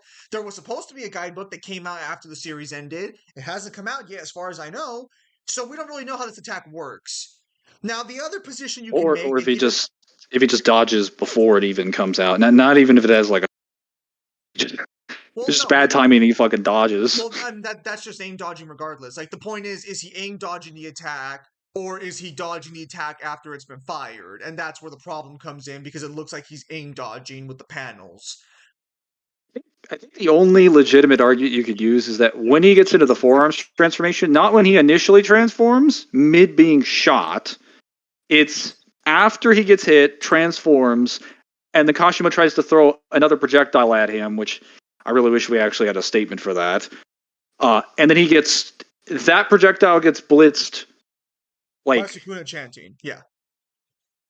well, no, it gets blitzed by a world slash. Well, yes, but Sukuna has to chant out the words for the world slash. He does, but I'm more impressed by the fact that he's doing the world slash. Either way, I would agree that he's reacting to it because he actually does it. Now I remember why I didn't agree with Sukuna initially doing it. It's because he gets fucking blitzed in his base form. Well, also there's also the ladder hits him both times, both in this form and that form. But I think that's just because the ladder is way faster than Kashimo. Again, so light speed is definitely one of those weird positions. I'm personally fine with it, but it's a very shaky position right now. Because even then, the actual waves don't move at light speed in our atmosphere because there's resistance in the air. So technically, light speed is very iffy. But I was going to say that even if you accepted the premise, he doesn't actually dodge Angel's ladder. Either he gets hit by all of them in every instance, even in the initial form with Megumi. Before it actually hits him with the ladder, he gets hit by a discharge. Then he gets hit with the ladder. Then he gets hit with the ladder again later in the series. Yeah, but he never dodges it. Yeah, but I don't recall how many times he gets like hit where he's trying to actively dodge it. Because the first time he gets hit by it, it fucking wrecks his shit. But then the second time he gets hit by it, it does nothing to him. Well, so whether or not it does anything to him is irrelevant because we're using it as a speed argument. Well, if he doesn't try to dodge it or doesn't try to react to it, then we can't use it for him, unfortunately. Well, so yeah, so you just don't use Jacob. You just don't use Jacob's ladder against him because I mean I can go back and check the feats again, but I don't recall him actively trying to dodge Jacob's ladder in both instances. Like he doesn't want to get hit by it, but he doesn't actively try. I just read this like right before we came on, and the second time he already knows what Jacob's ladder does, and he sees it, and his eyes open. He sees it coming down, and he doesn't do anything about it. Now he does try to like intercept it once it already hits him, which tells me that he does plan on at least taking it out. But like he acknowledges that it's there, and he knows what it did. Yeah, but at that point you get into weird arguments like why doesn't he just cut? Why doesn't he just slice Angel? Because even with like you don't even have to argue light speed for that. You would just argue being faster than the other characters. Like there are points where certain arguments don't work because even with lesser interpretations of the character within the lore, it doesn't make sense for him to get hit by it if he wasn't already. I'm just pointing out that he shouldn't be getting hit by it at all if he's fast enough to dodge it because he has no reason to get hit by it. He's fast enough to dodge it even without light speed. Because like he would still just be able to, because he sees it coming before the attack fires. If I remember correctly, it's always like he sees it and he's like, fuck. Not again. Well, there's usually I think the first time it happens is really funny because she's like in the background, like above him, and you see like a shadow over his face, and his face is like, oh no. He like looks over, gets hit with the discharge. The first time Sukuna takes Jacob's ladder, it's the funniest fucking scene because it just obliterates him. I just think it's funny because the first time he hits it, he plays it off like, yes, I've been purified. JK, your arm's ripped off now. But yeah, no. So fucking so it's definitely like even within the narrative, he should be able to do something about it. Because I think he's fighting Yuji at that point, isn't he though? When he gets hit the second time during the final battle? He's fighting multiple characters. I'm just pointing out that if considering the projectile, even if he is fighting multiple people, he should just be able to dodge to the left or the right. I know, like it does have a decent radius, but it's not that fucking big, especially for a person with like his speed and his travel distance. He should be capable of getting out of there easily. It's okay because Gojo. There's no reason for him not to. Gojo would have, I feel like Gojo would have done 100 other things better than him, but that's not the point. All right, let's continue.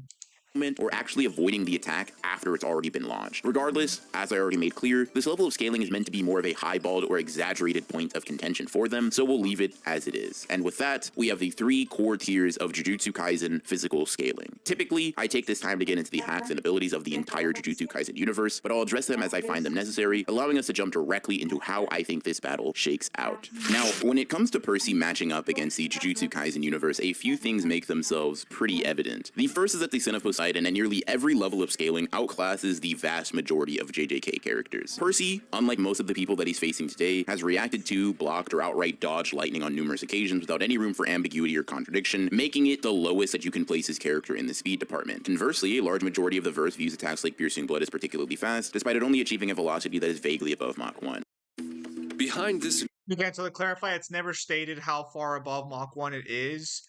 Everyone just makes the position that it can't be that much higher because Mach 1 is the bar you're given. But if you really want to be anal about it, we're never given a cap on how fast that attack actually is. Yeah, we never are. We're just told it's like fast in the speed of sound. We're told it's like supersonic, and like yeah. that's it. Well, I don't even think I'm we're told kind of this. surprised. Oh, go Well, on. I was gonna say I'm kind of surprised he hasn't actually talked about. I know why this doesn't happen. He hasn't talked about like Percy's weapons or like how that would interact with the cursed spirits. I actually have an explanation for that. So if he doesn't go over it, I will. But, I mean, like, I'll say he's probably just surprised he verse hasn't. equalizing, so it's not that big a deal. Projection sorcery needs to spam his Gross. need to hit subsonic levels of speed, and even when significantly amped through becoming a curse, hitting Mach 3 is viewed as impressive, at least when talking about most of JJK. Hikari has his Bro, I love how the panel where curse, hitting she Mach 3 is dodges the attack is being used before she gets wrecked. Because to clarify, she gets wrecked before she ever dodges the attack. So the first scan happens after the one saying that they get wrecked by Mach 3. viewed as impressive, at least when talking about It's kind of most funny of to put that in the JJK. wrong Hikari order. has lightning Like, that order is super fucking disingenuous, because that makes it seem like Mach 3 stole a threat afterwards.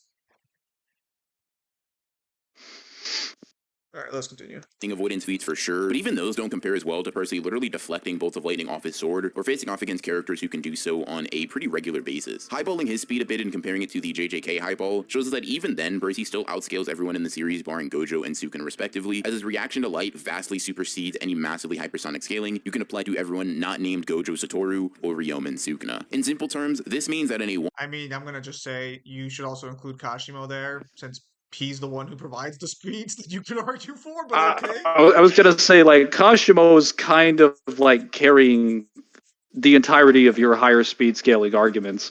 Even if he himself can't scale to them, he's still providing the metric for which you're using for literally all of your arguments. Like, why isn't he getting mentioned? one-on-one confrontation, Percy's avoiding almost every single attack that these characters throw at him, and even when being jumped, Sukuna's recent performance has made it clear that overwhelming speed and potency will allow for a total decimation of high-tier opponents simultaneously. Okay, let's be perfectly clear here. The only reason Sukuna had a fight in the end of the story besides Gojo was because he was crippled after fighting Gojo. I think even Yuta states during the fight in his domain that if Gojo hadn't weakened Sukuna as much as he did, they would have been killed in one hit each. Yeah, they would have died easily. It would have just been the abilities and powers of their domains that would have kept them alive for whatever approximate length of time until they died. Approximately 1 second apiece. Maybe two. Yeah, Maybe two if he's feeling generous. I also kind of find it weird that he doesn't just. Wow, I know he brings up like Sukuna, but like really, this video should just be Gojo because Sukuna doesn't really have any abilities other than the world slash. Like his main attack is just dismantle and cleave, and all they do is destroy shit or slice shit slightly differently. They don't even have special properties. What were you saying, Zim? Hang on.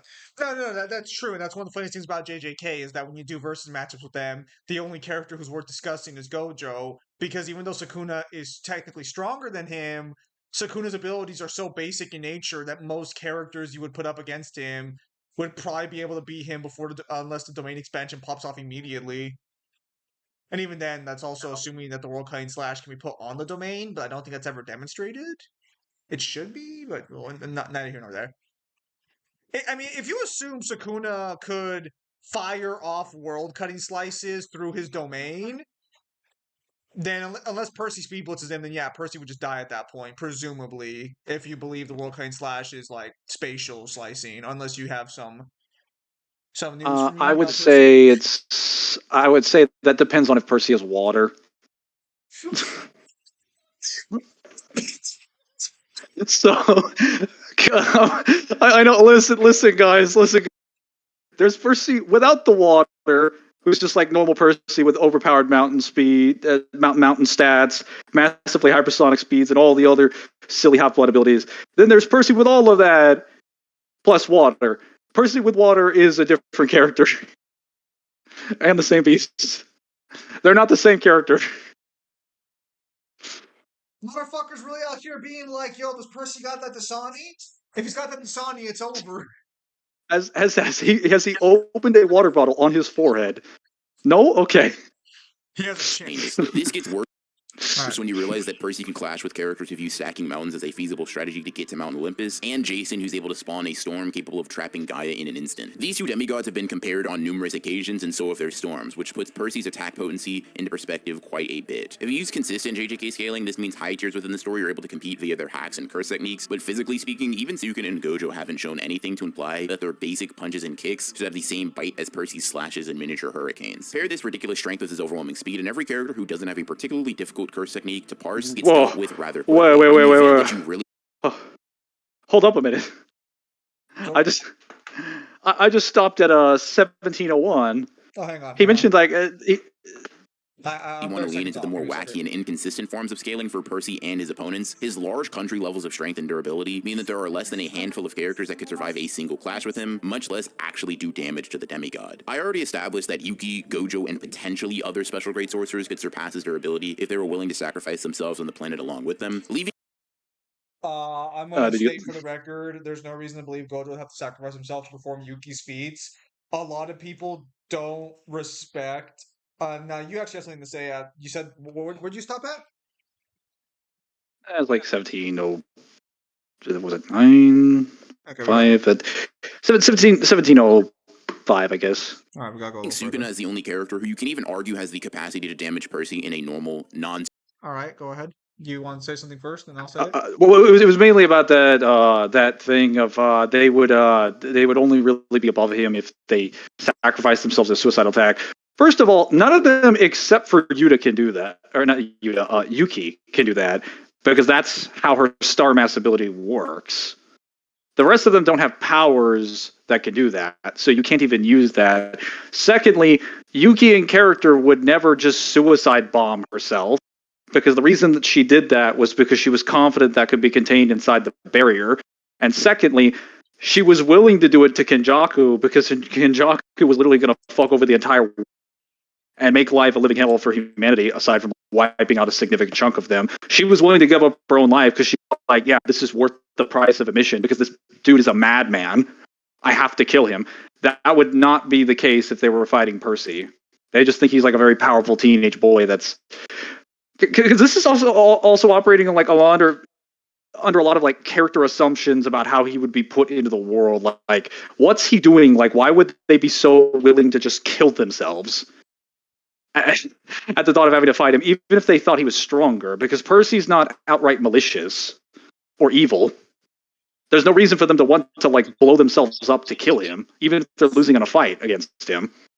Maybe Sukuna, because Sukuna doesn't like losing to anybody. But like, ironically, the one guy that he says wouldn't kill himself in a suicidal manner, who always fights underhanded in every fight he's in, ironically has more arguments for fighting underhanded than the other three people that you claim would. Well, Would you disagree with that, Sam? Well, no, not necessarily, but my position is just simply like, so Yuki's technique is very much based on her. Like, obviously, you would scale the Tengen if you want to get that high, but to clarify, they would not have to kill themselves to hypothetically do that level of attack if you believe that's how it would work.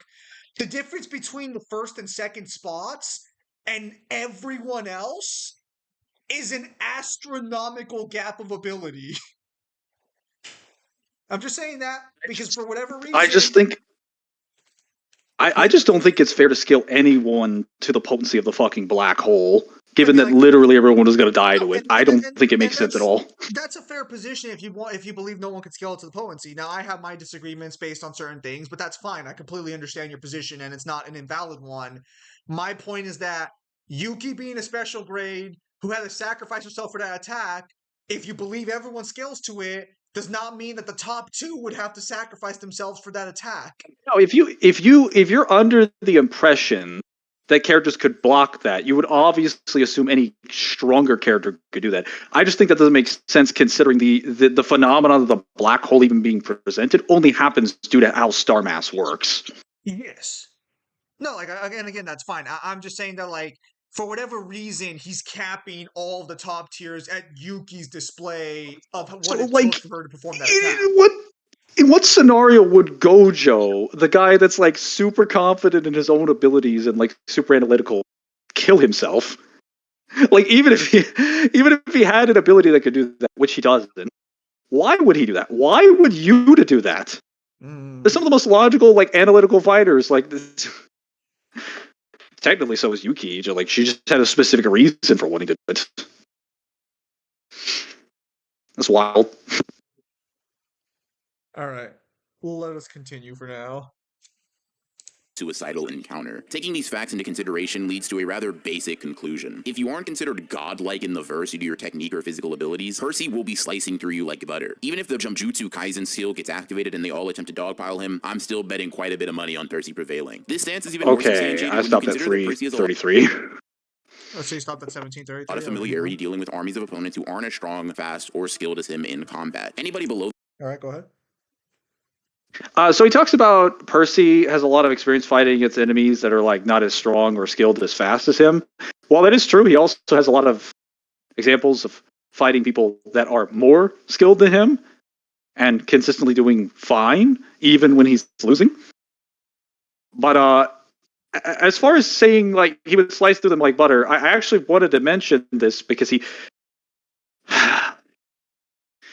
That's why I hate verse equalization. It's so fucking stupid. Okay, so when you talk about Riptide, you kind of need to point out that Riptide, by the logic of how it works in Percy Jackson, requires characters to have some kind of metaphysical weight. Now, fortunately, JJK does actually have enough evidence for this that Riptide would work on them, but you need to explain to the audience how this actually works. For context, if anyone's actually watching this video, what am I referring to when I say metaphysical weight? Well, glad you asked. In the Percy Jackson world, all the gods that exist in the Greek pantheon and various gods that come from different pantheons, like the Egyptian Norse, they all come from a part of this consciousness connected to their own civilization. For the Greeks, they're a part of the idea, the collective consciousness of the heart of the West, of Western civilization. So when Western civilization started like developing, they basically moved with the developing empires that arose after Greece. So when the Romans took over, they were basically Roman. They were English at some point. When the British Empire started coming up, they went to Spain for a period of, or well, technically they went to Spain first, I think, and then to England, and then they eventually traveled to America and the United States.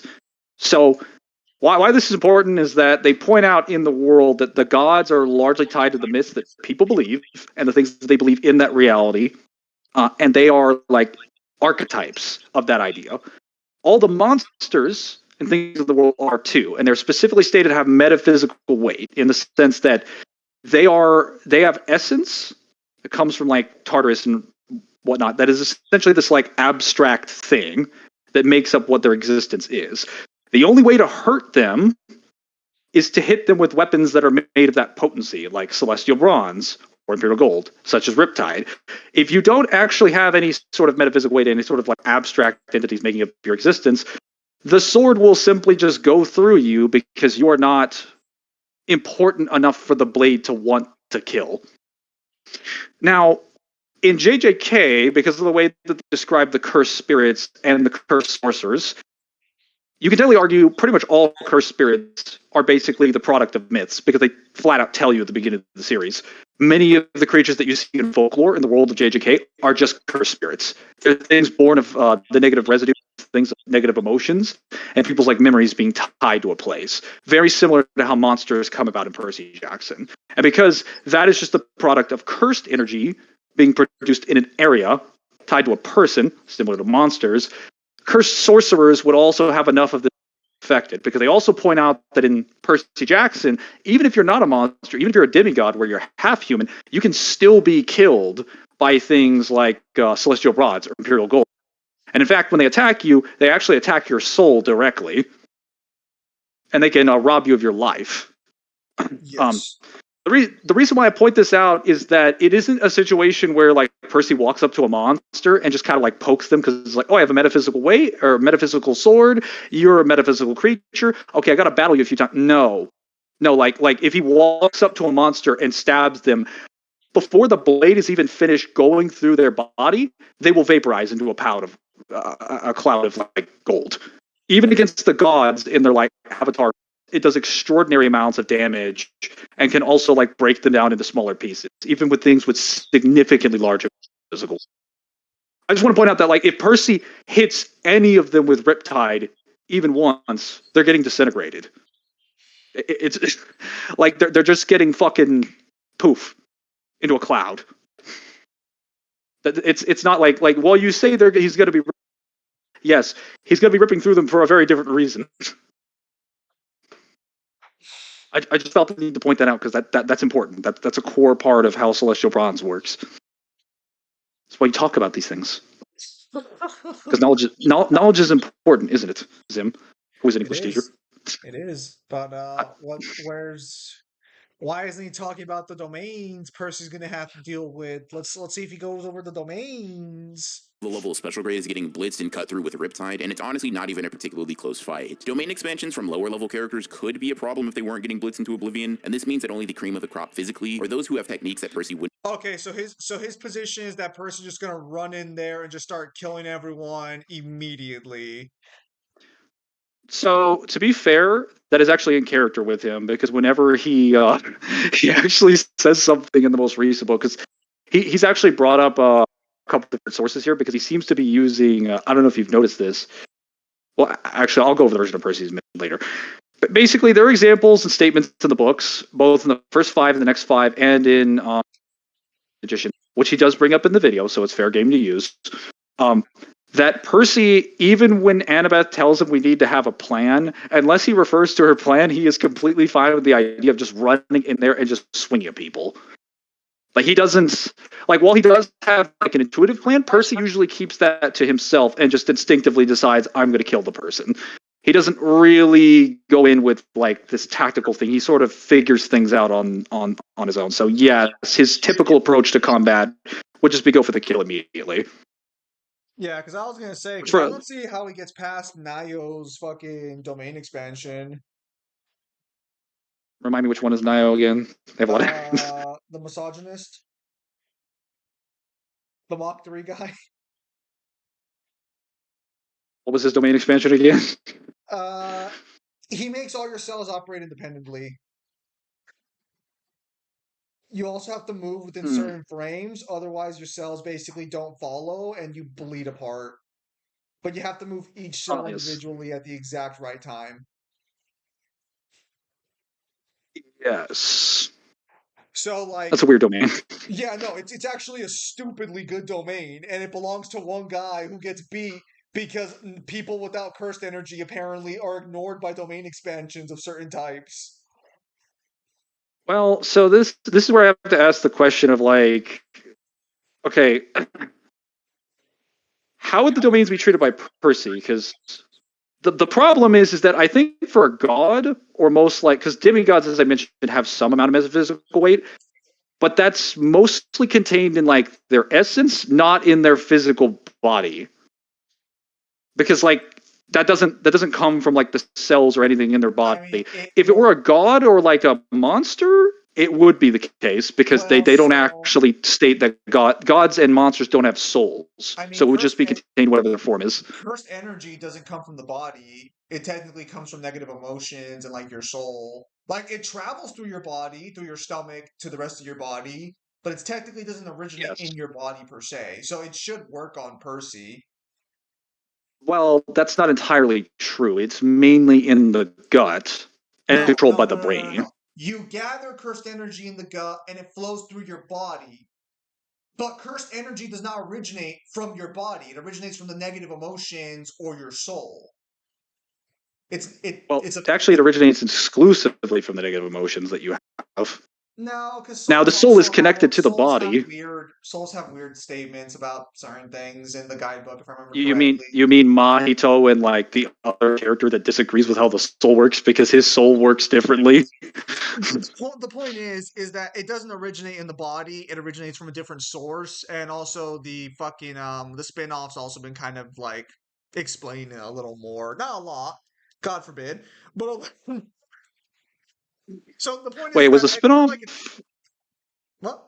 Well, go ahead. Never mind.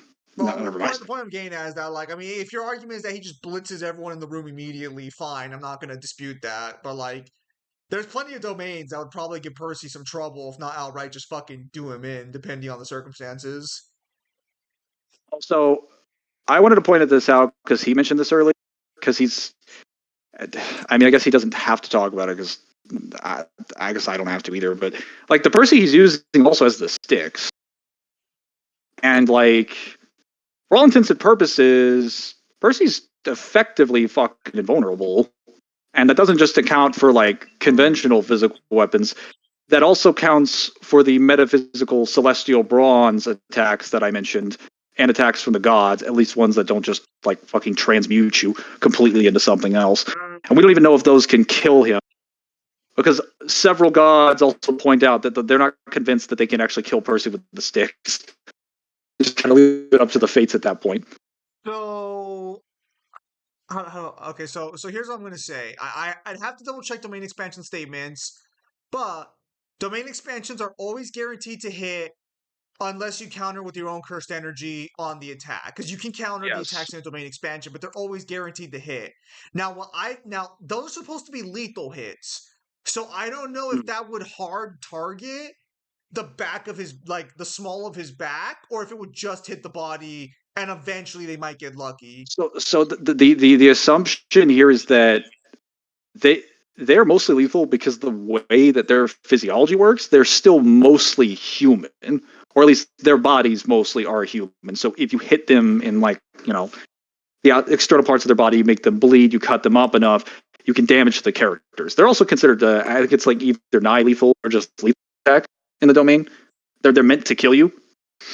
Well, because every attack in the domain is supposed to be lethal, because that's how everyone's domain works, with the exception of a Which is couple hilarious. characters. Which is hilarious considering 99% of them don't one shot the person. Yes, which is very funny on that one. But they're supposed to be lethal, so I'm not too sure how that would work with the Curse of Achilles.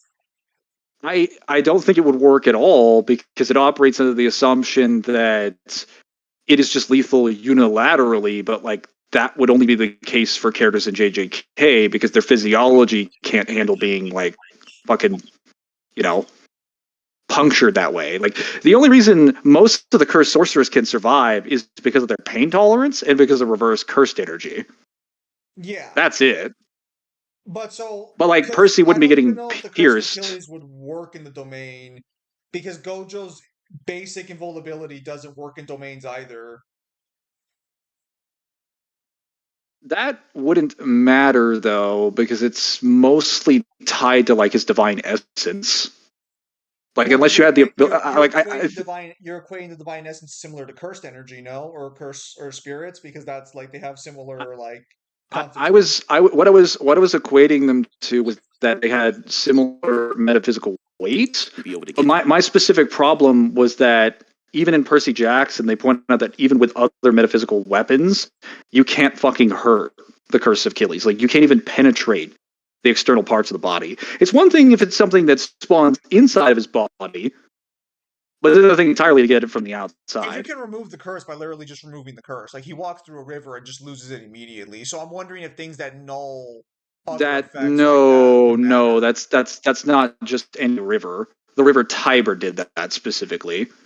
I don't know why they felt the need to be like, oh, by the way, if you travel into the Roman camp, that'll deactivate your powers. It's never really explained why. I'm assuming the position that they gave was that because the Romans and the Greeks were split at the time, it basically removed the powers of the Greek pantheon because technically the Romans are treated as a different aspect and they weren't united until like later. Doesn't he get like But doesn't that spot in the back of his fucking like in his back, it's super sensitive to shit near it, and it just fucking ends up fucking with him more if it's like close. It operates as Because if you like sort touch of it, he loses a lot of his strength, if I remember correctly. Like, I mean, if it depends no, also he on how you. it doesn't lose any strength. What happens is that if you touch it, it's like an extremely sensitive spot, so it feels like he's getting jolted. So it just acts as like it acts as like an antenna on his body. Like if you're Yeah, but near him, any hit there is lethal though. any actual hit, yeah, like I don't disagree. So like Should be lethal. Sukuna just fucking bombards him with slices from all directions, and if one of them hits that spot, he's dead. Sure. Okay. No, I acknowledge that. I just don't think that's going to happen. I don't That know would if be he's my position. actually using River Styx Percy, because he keeps using He Feats River did. Styx, but he's never stated that for the purposes of this matchup he's using Achilles Percy. He's Yeah, just using Feats from yes, he is. Yes, he is because he gave him the Achilles curse at the beginning. No. He mentions the feats in it, but I mean, if he did say this is supposed to be Achilles curse, Percy, I feel like he should have reiterated it for this section. So maybe I'm just misremembering because we've been here for like 2 hours. So let us continue for now and see what he through says. with ease are getting handled. Don't say that. Master Class Curse Spirit. To be fair, it hasn't been 2 hours directly. It's only been about an hour and 40 minutes. Like Hanami, Dagon, and Jogo wouldn't be able to finish Percy off, even if they did land their domain expansions either. I'm gonna say about Jogo not being able to do it. The heat's supposed to kill you. The heat's supposed to fry you apart. Like you're supposed to incinerate when you're inside his domain. So I'm wondering how that would actually operate if we are giving him the Curse of Achilles. Would that actually fuck with the small on his back, or would it just not matter because it's not direct protection? I would just go with the position that the heat is largely dependent on what it's actually demonstrated. It just seems to be magma, so that shouldn't really work on Percy then. And that would be without the. I would say without the curse of tank that because he already. Without the Curse of Achilles, I'm pretty sure Percy would resist it. But the problem is that the Curse of Achilles' weak spot changes a lot of things about how like his lethality works for him. Because even a standard demigod could kill Percy if they land a hit there, or could severely fuck him up if they were to like even just Yeah, but he's touch not. it. Okay, so you're operating under the assumption that he would allow himself to get hit by something like that. No, you can't dodge in a domain. It doesn't matter if the attack gets fired; it's hitting you. That wouldn't matter if you're significantly faster than the other character. So, how do I say something that makes sense? I'm aware of how domains work. They manipulate fucking vectors so that any attack will hit you from any direction. I feel like you're giving too much credit to the author on that one because I don't think he even explains how the domains do that. He just says Well, so the way okay, that's how I interpreted it because of the fact that it's projecting the space from like within them. It's expanding the domain from within them, and no matter where you are in the domain, you get hit by the attack. That is consistently shown throughout the series. We've never seen a person get speedblitz in the domain. So we don't know if that's how it works. Because the only example would be Gojo speedblitzing Sukuna, but Sukuna doesn't have a normal domain. Are we talking about that malevolent ass shrunk? Well, because Sukuna can put up a barrier to close you in, but he specifically doesn't have one for his normal version. So it's kind of like, does that still apply here? But no, I mean, yeah. So theoretically, you should be able to speedblitz someone on a domain. Theoretically, it's just that the series never demonstrates that, so we don't know if that actually works that way based on how they talk about I think domains. the main reason for that is because when a character pops a domain, the other character is just like, all right, I'm just gonna have to ride this out and use my own fuck. Because most of them would assume if they try to approach, they're getting hit by the fucking what's it called, the not the can't miss attacks, because most of the domains in the main series don't have can't miss attacks, because the mainstream domains for the longest time have had those abilities, unlike a lot of the old domains that were not actually designed with those effects in mind. Well, they were more individualized. Yes, because original domains in the past were not all insta-hit guarantees, but as time went on, sorcerers turned domains into insta-hit kills because that's what benefited them the most going forward, and that's why all domains in the series have that property. But the original sorcerers or the older sorcerers don't all have that guaranteed. Well, most of them except for a few. Megames doesn't, incomplete, and I believe there are other domains such as the guy that summons all the fishes that doesn't have it. But No, I he think does. He does. That's a misconception. The reason his insta hit doesn't work is because Megumin's half domain is fucking with his barrier. well, So the reason, because originally me and Kyle used Toji as an example of speed blitzing a domain user and how that would look. But when I reread that fight, the guy specifically says that Megumin's barrier is still fucking with his, and once that closes, he can beat Toji, is what he claims. I mean, I don't think I mean, Percy's way not having faster, cursed so like, energy I mean, like, prevents. again, it's just No, so I don't think not having cursed energy prevents you from not getting like blitzed by a domain, because like whether or not you have cursed energy, just the fact no, that they have a not space that having they cursed control that they energy. can shoot you. Not having cursed energy prevents you from entering the domain unless you want to enter it. Well, so what I'm saying is that if you're already inside of it, whether you have cursed energy or not, you're inside a Yes. space that they fucking control, that they can Yes, shoot you you're from every inside direction. space that yes, you will be hit from every direction. Yes, presumably, obviously, I don't think the So fish would be all unless that you're dangerous. faster or you have some lockdown defense or resistance, you're generally going to have to deal with that. So this is where the faster part gets complicated because like honestly, I kind of wish Kashima would have actually fought someone with a real domain because that would be a great example of how speed blitzing would work in a domain. You just say that because he's the only one that shoots lightning. You're just like, Yeah, because damn, like I wish someone would actually do this. well, yeah, no, because it'd be really cool to see. Okay, so they fired their attack. Does the lightning or whatever speed? It's still faster than everyone else. Does that kill the user fast enough for the true hit to not go through, or would the true hit still go through Well, regardless? so the problem is that there's no reason for us to assume the true hit is even faster than the character, because a true hit would still, because when we see it, they just the attacks just spawn on the character, do they not? They don't Uh, actually have to travel a distance. so some of them travel a distance, some of them don't. It depends on the domain, but Then they're all then it would be a guaranteed to case hit. by, okay, they can all be guaranteed to hit. I'm just saying it would be a case by case basis. Okay, and your position is that the Celestial Bronze would just instantly one tap all cursed creatures, like reverse curse technique wouldn't matter. There is your position. And any characters that would have significant amounts of cursed energy. And the problem is that cursed sorcerers are specifically stated to have much more than like their than the cursed spirit counterparts on the same grade. Wait. So then, why doesn't it one tap other half bloods? Is it a different or like or is it not divine material or monsters made of something So else? the specific reason is because they're part human. So wouldn't you assume But that it's like still, sorcerers wouldn't fall under that like weakness then because they're not technically made of cursed energy? I mean, like granted, like it's still a sword; it's gonna I cut would things. assume Fucking I like would hurt. so my position is that when it comes to the swords in question, that it's largely based on the material that we're targeting, which in this case is the cursed energy.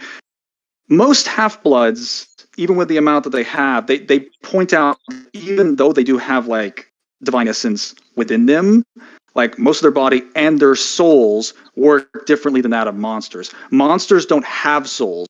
Their entire body is composed of the metaphysical essence.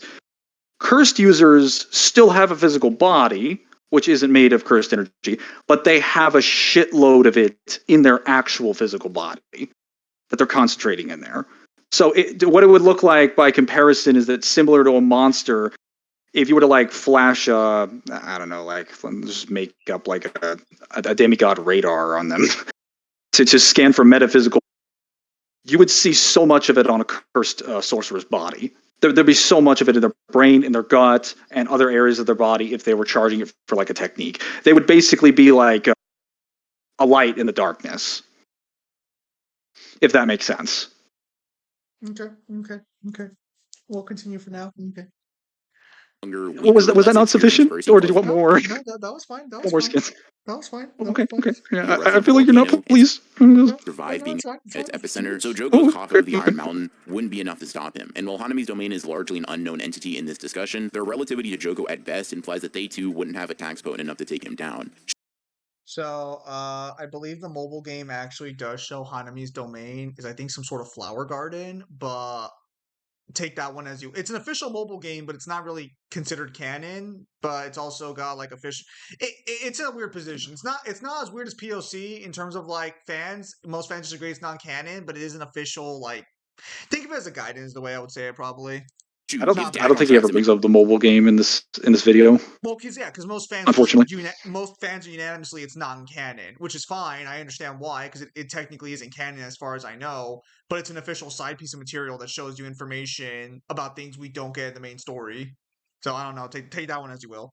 in his domain, it'll be the worst thing that he ever does, because the son of Poseidon is making that squid's domain his new home, and giving Percy the little ocean break he needed to fight the rest of the verse at 120% of his full power. I could see characters like Maki and Toji having a few cool sword slashes with Percy, but even the pinnacle of pure physicality of the verse gets quickly overwhelmed by the son of the sea god. Of the I don't know entire if I'd say they're Jujutsu the Kaisen verse, pinnacle of physicality, because I think they point out in the series that when you have, even when you have like high levels of cursed energy, you still have to have similar levels of like physicality to like back that up.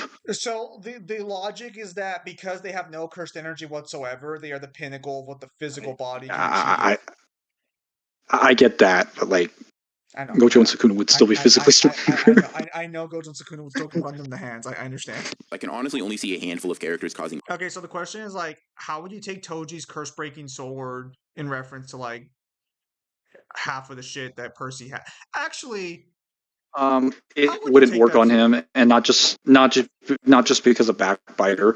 So did I tell you about the feats of like when Jason gets stabbed by a sword that fucking he gets stabbed by an Imperial Gold sword because he's attacked by a ghost that originally worked for the Roman legionnaires, but he joined Gaia's side because he was super unsatisfied with them. It actually attacks his soul, and it does a lot of damage. But the reason why, even after they give him what's it called? They give him medical care and they try to help him. The wound doesn't properly heal.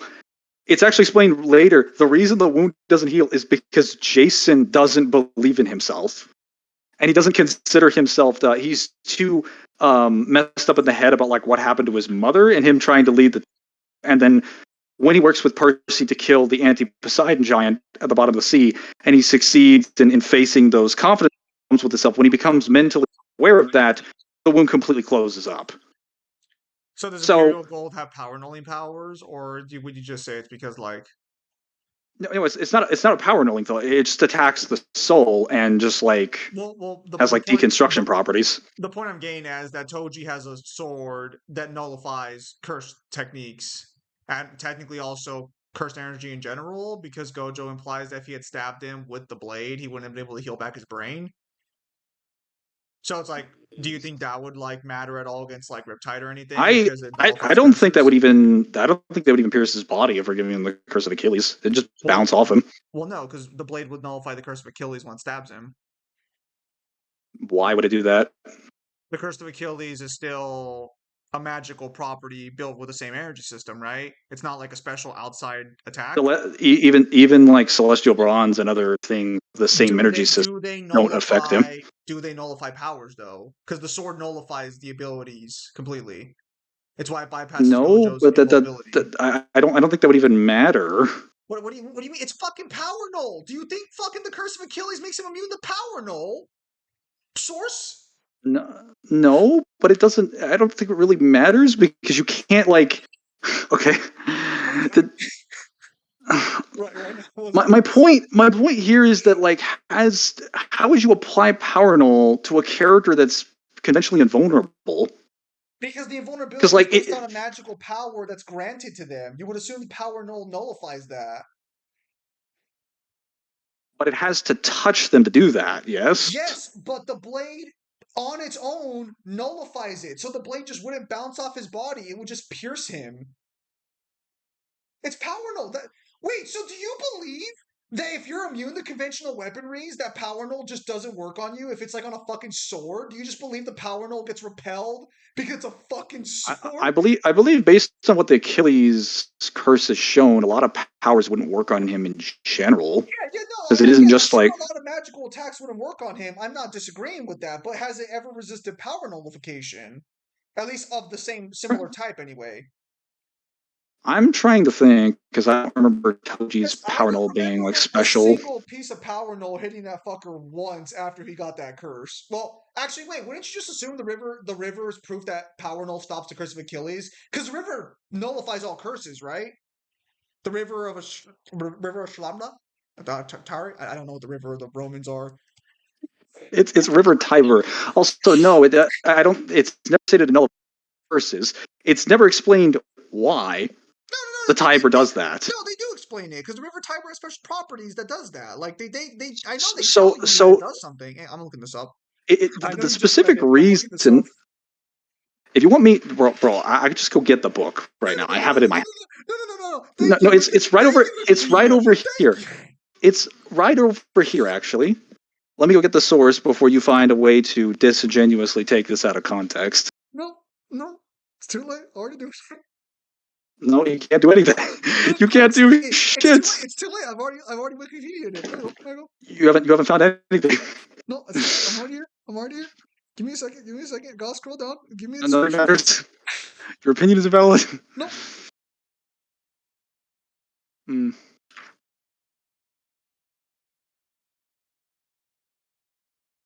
It specifically says his Hmm. Greek blessing cannot cross over to Roman territory, according to the wiki. Yes. They explain that it has to do with him crossing the border Okay, into the Roman camp. that still means that power null works on it. Then that would just be a variation. That would just be a Are specific form you of are power you null. asserting that's power null? That would be Because we don't know power how the null. river works. So the How? river prevents Greek powers from entering the Roman side. How does it prevent them? It would just be power null. If you can't prove, if you have no specific reason, you would just assume it's power. Because Percy doesn't get it back when he leaves the Roman side. It's like a Power null doesn't temporary typically removal. show up in the series, though. It's usually like purification or other forms of things that cleanse people. Are you talking about Not really JJK like. on that one, or are you talking about fucking Percy No, Jackson? I'm talking about Percy Jackson, Okay. especially when it comes to like water. He never. Well, I mean, okay, technically, I think he can power null water, but like typically. I mean, like again, you would just assume it's like a specific version of power null then, and it beats the curse. Why? There are Okay, so multiple ways to what turn would you off a what would specific you power. okay, but he doesn't get it back. So what would you say it's called then? What would you categorize that You, under? you can still categorize that as like purification because Purification pure would be a form of power null against curses, would it not? that depends on how the Also, purification works of the verse. Would water be a conventional weapon since it's just water? Like, or would you assume that's not conventional? No, that's a conventional weapon. It's just water. No, So hang on. Water. conventional sword works. No. Conventional sword Hang on a works. fucking second. That's disingenuous because you know No, water. You know damn well water is not fucking water. In Percy water is Jackson, they absolutely a stretched that. conventional weapon. No, the Yes. properties in the water that he's manipulating are not fucking water because he'll manipulate things that aren't water and will be like, listen, I can manipulate it because it's quote unquote water. I'm like, no, Percy, that's a Okay. river of sin and morality. And he's like, no, because it looks like a river, it acts like a river, therefore it's basically liquid and thus water. I'm like, Listen. Until you have something, unless the statement otherwise, it should be treated as a form of power null then, because even if it's purification, that I'm would still getting be it right now. nullifying the curse, because he doesn't get the curse back at any point. Once he walks through it, it's gone. Hang on. Listen. If you can get the Wait, hang on. Do you go on. just permanently takes away power? Well, I'm sorry. Could you repeat that again? Do you think power null just permanently takes away power? No, of course not. But if you have nothing else to provide, it will just be a form of power null. So the blade should work on it. And even if you believe that it's not power null, then the point still stands. Percy has no resistance to power null of like that type because he never demonstrates it at any other point. And the only time he would demonstrate it, it worked on him. Granted, he wasn't conscious for that, so whether or not he could pull the whole "I'm dry" bullshit again. Actually, I wonder if the dry shit would fucking work on that river, since technically, like, Well, it worked on the river. he specifically chose not to use the water to fuck with it, and that's also when he didn't have most of his powers. And he points out he's rusty later, so I don't think that's like The point is that the one time he goes into something that's similar to power null, it worked on the curse. So I have no reason to believe Toji's sword wouldn't. Now, granted, Toji still gets speed blitz and just immediately murked, but I think the play would technically, theoretically, be a win con against Percy in at least some regard. Some regard. Granted, no one's fast enough to use it against him, at least for not Toji anyway. Not Toji anyway. Give that sword to Kashima Hang already. on. I'm waiting until he's crossing the Tiber. No, go ahead. Where is Take it? your time. Take your time. Because they just say he'll lose the curse of Achilles.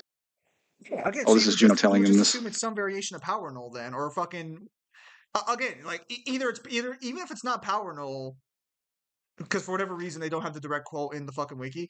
Even if it's not Power Null, you would still assume then that he can resist the blade if we're assuming the energy systems are close enough to similarity. So yeah, no, Sword should absolutely stop. Now, see if I just keep playing the fucking shit. All right. Should I continue forward or should we wait till you get to the point? I'm waiting. All right, we'll wait.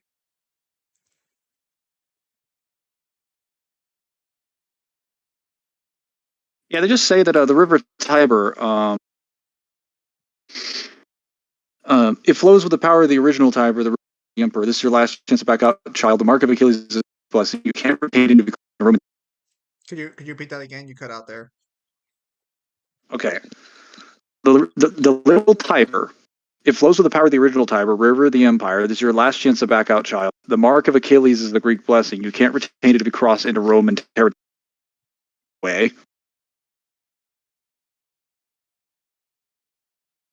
Okay. Yeah, no.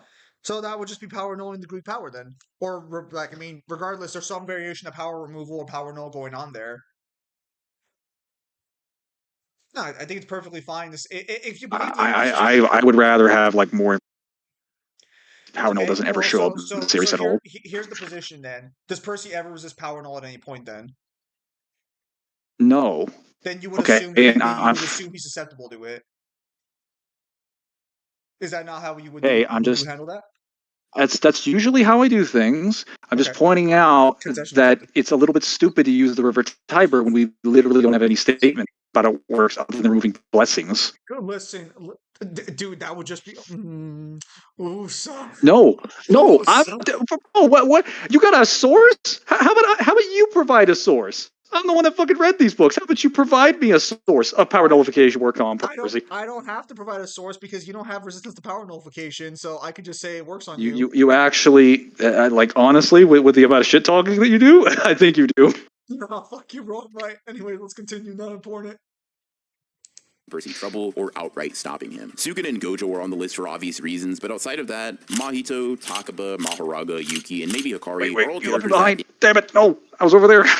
Hang on. if not beating Percy, at least have the proper hacks to be addressed explicitly in this video. Mahito is tough because idle transfiguration makes him vulnerable to damage. Takaba and the comedian is a pain in the ass to deal with. Mahoraga's adaptation could be very tricky to go up against in a prolonged exchange. You can blow up the planet and take you with it if you aren't careful. I'm gonna be honest. I don't think Mahoraga actually is even a conversation to be had here because the only reason Mahoraga was as much of a threat as he was is because he got so much fucking support. Yuta has amped up curse speech to halt Percy's movement, and I Hikari was would gonna say also be Maharaga. an annoying Sukuna makes it very clear that he needs to adapt to something physically over time, and he needs to have enough time to adapt to it. That's not really going to work with a one-shot kill weapon. Yeah. So Or water. Because we haven't gotten to talk about water yet. Like I know I mentioned it, but like we're just assuming Percy's running around in like I don't know a bare ass naked desert, which we know that's not true. He would be fighting in the city, and he's fighting like JJK characters. Bruh. For the entirety of this video, I've been gassing up Percy, and rightfully so, but one thing I'm not going to do is love Wait. him, Did you? Where did you stop? I'm at 1925. 1925? Yeah, I'm at 1925. Where are you at? Oh, I'm at 1905. All right, let's all right. Let me know when you're at 1925 then. Because as far as he's going to talk about them individually, so we can cover them as they come along. well, he's already covered Mahito, so I just want to say that Well, Mahito's not doing anything. Manipulating the shape of your soul is kind of irrelevant when you have like Celestial Bronze and Imperial Gold, because I can target that too. So the issue here becomes technically that's transfiguration. So Percy doesn't resist that, if I remember correctly, right? Because I think he is turned into a guinea pig at some point, or like a horse. He's turned into something at some point, right? Like a pig, I think. Yes, that's before the sticks. So we have statements from the gods that they just kind of leave his fate up to the fates after he gets the mark of Achilles. They don't feel the need to like use any of their powers on. And it's more of like how can I say this in a way that makes sense? Like when he gets the mark of Achilles, it's kind of treated like a lot of god powers just don't work on him. So granted, I don't think transmutation, because transmutation is like one of the more common things the Greek gods do against you. Like they'll just point at you and turn you into a fucking, like a horse or something. The way Mahito works is he changes the shape of your body based on your soul. So it's not normal transfiguration. It's soul manipulation into transfiguration effectively. Yeah, it's soul. It's manipulating the soul to result in like transmuting the body, or like manipulating the biology of the person. Yes. I'm operating to the assumption that like Percy could just stab him and destroy his soul pretty easily. I don't actually know that. I don't think that would even work on Percy based on Backbiter and the River Styx. And I'm not talking about the Curse of Achilles. I'm talking about what Percy resists by going into the Styx. Because we have examples of when you go to the Styx, it's stated by Nico that the river itself will just dissolve your body and your soul. And you have to resist it with your own will. That's actually the only reason he gets out of the river.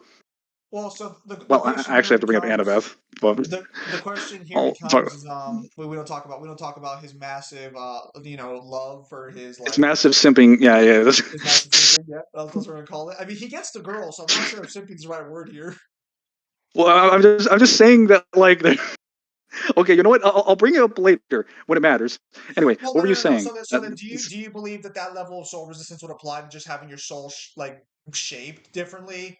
Because Backbiter, if I remember correctly, absorbs your soul, and the River Styx Backbiter does, but it does it by like sucking it out. So you still have to manipulate the soul itself because it can also suck out your life force. Okay. And he's able to survive that when he's like 13 years old in the Sea of Monsters. No, that's fine. That's fine. That's fine. All right, we can continue. No, that's fine. Wait, let me. Right, let's continue. I have to continue. You stay there. A spade, a spade. All right.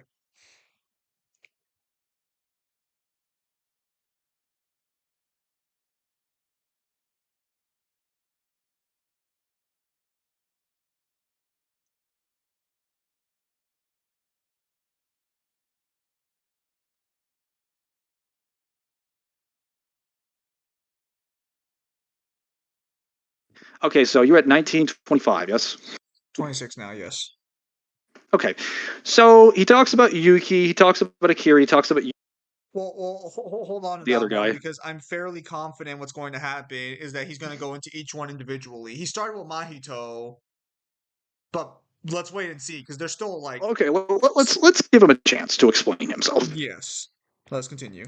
If Percy can't physically overwhelm his opponents, he's not really going to beat them because he's just not smart enough to deal with a lot of the curse techniques that these characters have. It's not so much that Percy is dumb, but more that he isn't a super strategical genius like Sukun or Annabeth, and also comes from a verse with much simpler abilities that he has more background information on. Practically speaking, Percy wouldn't really need all that much intelligence against Yuki, Maharaga, and Hikari simply due to his ability to overwhelm them before they could retaliate. Yuki could still threaten to blow up the planet with her technique if she's beaten before landing any hits, but in that scenario, the conclusion of this match is simply that it's a draw. Maharaga's adaptation takes too much time to take place, and Percy would deal with him in a matter of moments anyway. Hikari, particularly in Jackpot, could be difficult for Percy to deal with due to the speed of his RCT, but we've seen Percy deal out a few head-chopping attacks before, and in the worst case scenario, he simply weathers the storm for 4 minutes and cooks him in pace. Yuda's Curse Speech is an ability that I thought could probably be effective against Percy, but in revisiting some material from the wider Riordan verse, specifically the Demigods and Magicians crossover, it seems that Percy is extremely resilient to all forms of magic, to the point that it even confuses a very experienced and talented magician in Carter Kane. Now, this magical resistance only counts for anything. Okay. So, hang on, he's not done yet. If you're applying cross-verse logic here, this battle really only happens under weird circumstances anyway, and comparing magic to sorcery in this instance isn't that far off. Multiple times in the book series, particularly The Last Olympian, Percy has been shown to be able to resist magic, so Curse Speech, while definitely an attack option, definitely wouldn't be enough to stop him permanently. Okay, so going to 2058, while that would be true about Curse Speech not working on Percy, I think more consistently, that wouldn't apply to being in the domain though. Because it has to hit and it'll go through automatically. I was going to say the domain would still function as intended. Now, granted, Yuda doesn't know what the fuck the curses are in the swords he picks up in his domain, so, fucking bum. I'm just more of the position that the domains don't inherently overpower any character regardless of tier, because it operates under the assumption that like unless you take the position that the domains are just reneging every single person in them, they shouldn't really be able to pierce the body of people significantly stronger than them. So the issue that one is fair as a position because we've never seen like Superman get stuck in the domain and see if it actually hurts him or not. So I can see where you're coming from with that one. I just mean more so how the physiology of curse sorcerers work, because they're still technically human. Like their durability doesn't well, they can strengthen it, like it doesn't work as you would You can withstand blows in the domain if you're strong enough. It's not technically an insta kill, even though they really want you to believe it is.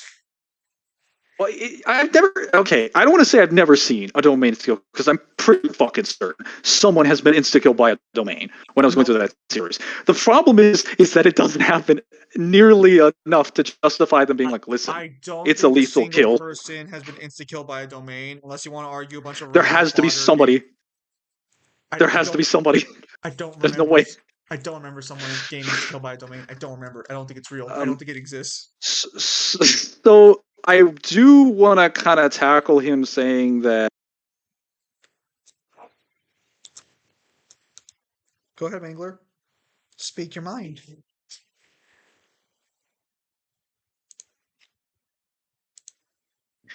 Yeah, okay, so he said, I realized I muted myself. He said that Percy, if he doesn't physically overwhelm them, there's not a lot of things that he can do, and that he comes from a verse with much simpler things that he has a lot of background information on. He's not a strategical genius like Annabeth or Sukuna. Okay, so first of all, Did you say Sukuna? I didn't hear Sukuna there. he said Sukuna. I thought for a minute he said Sadie. I don't know if she's a strategical genius, but she's pretty smart, at least compared to her brother Carter. Sukuna? Hold up. No, that man doesn't get to be called a strategic genius. He just gets to be called a smart fella because he decided to abuse his own power system that no one else decided to take advantage of for some fucking reason.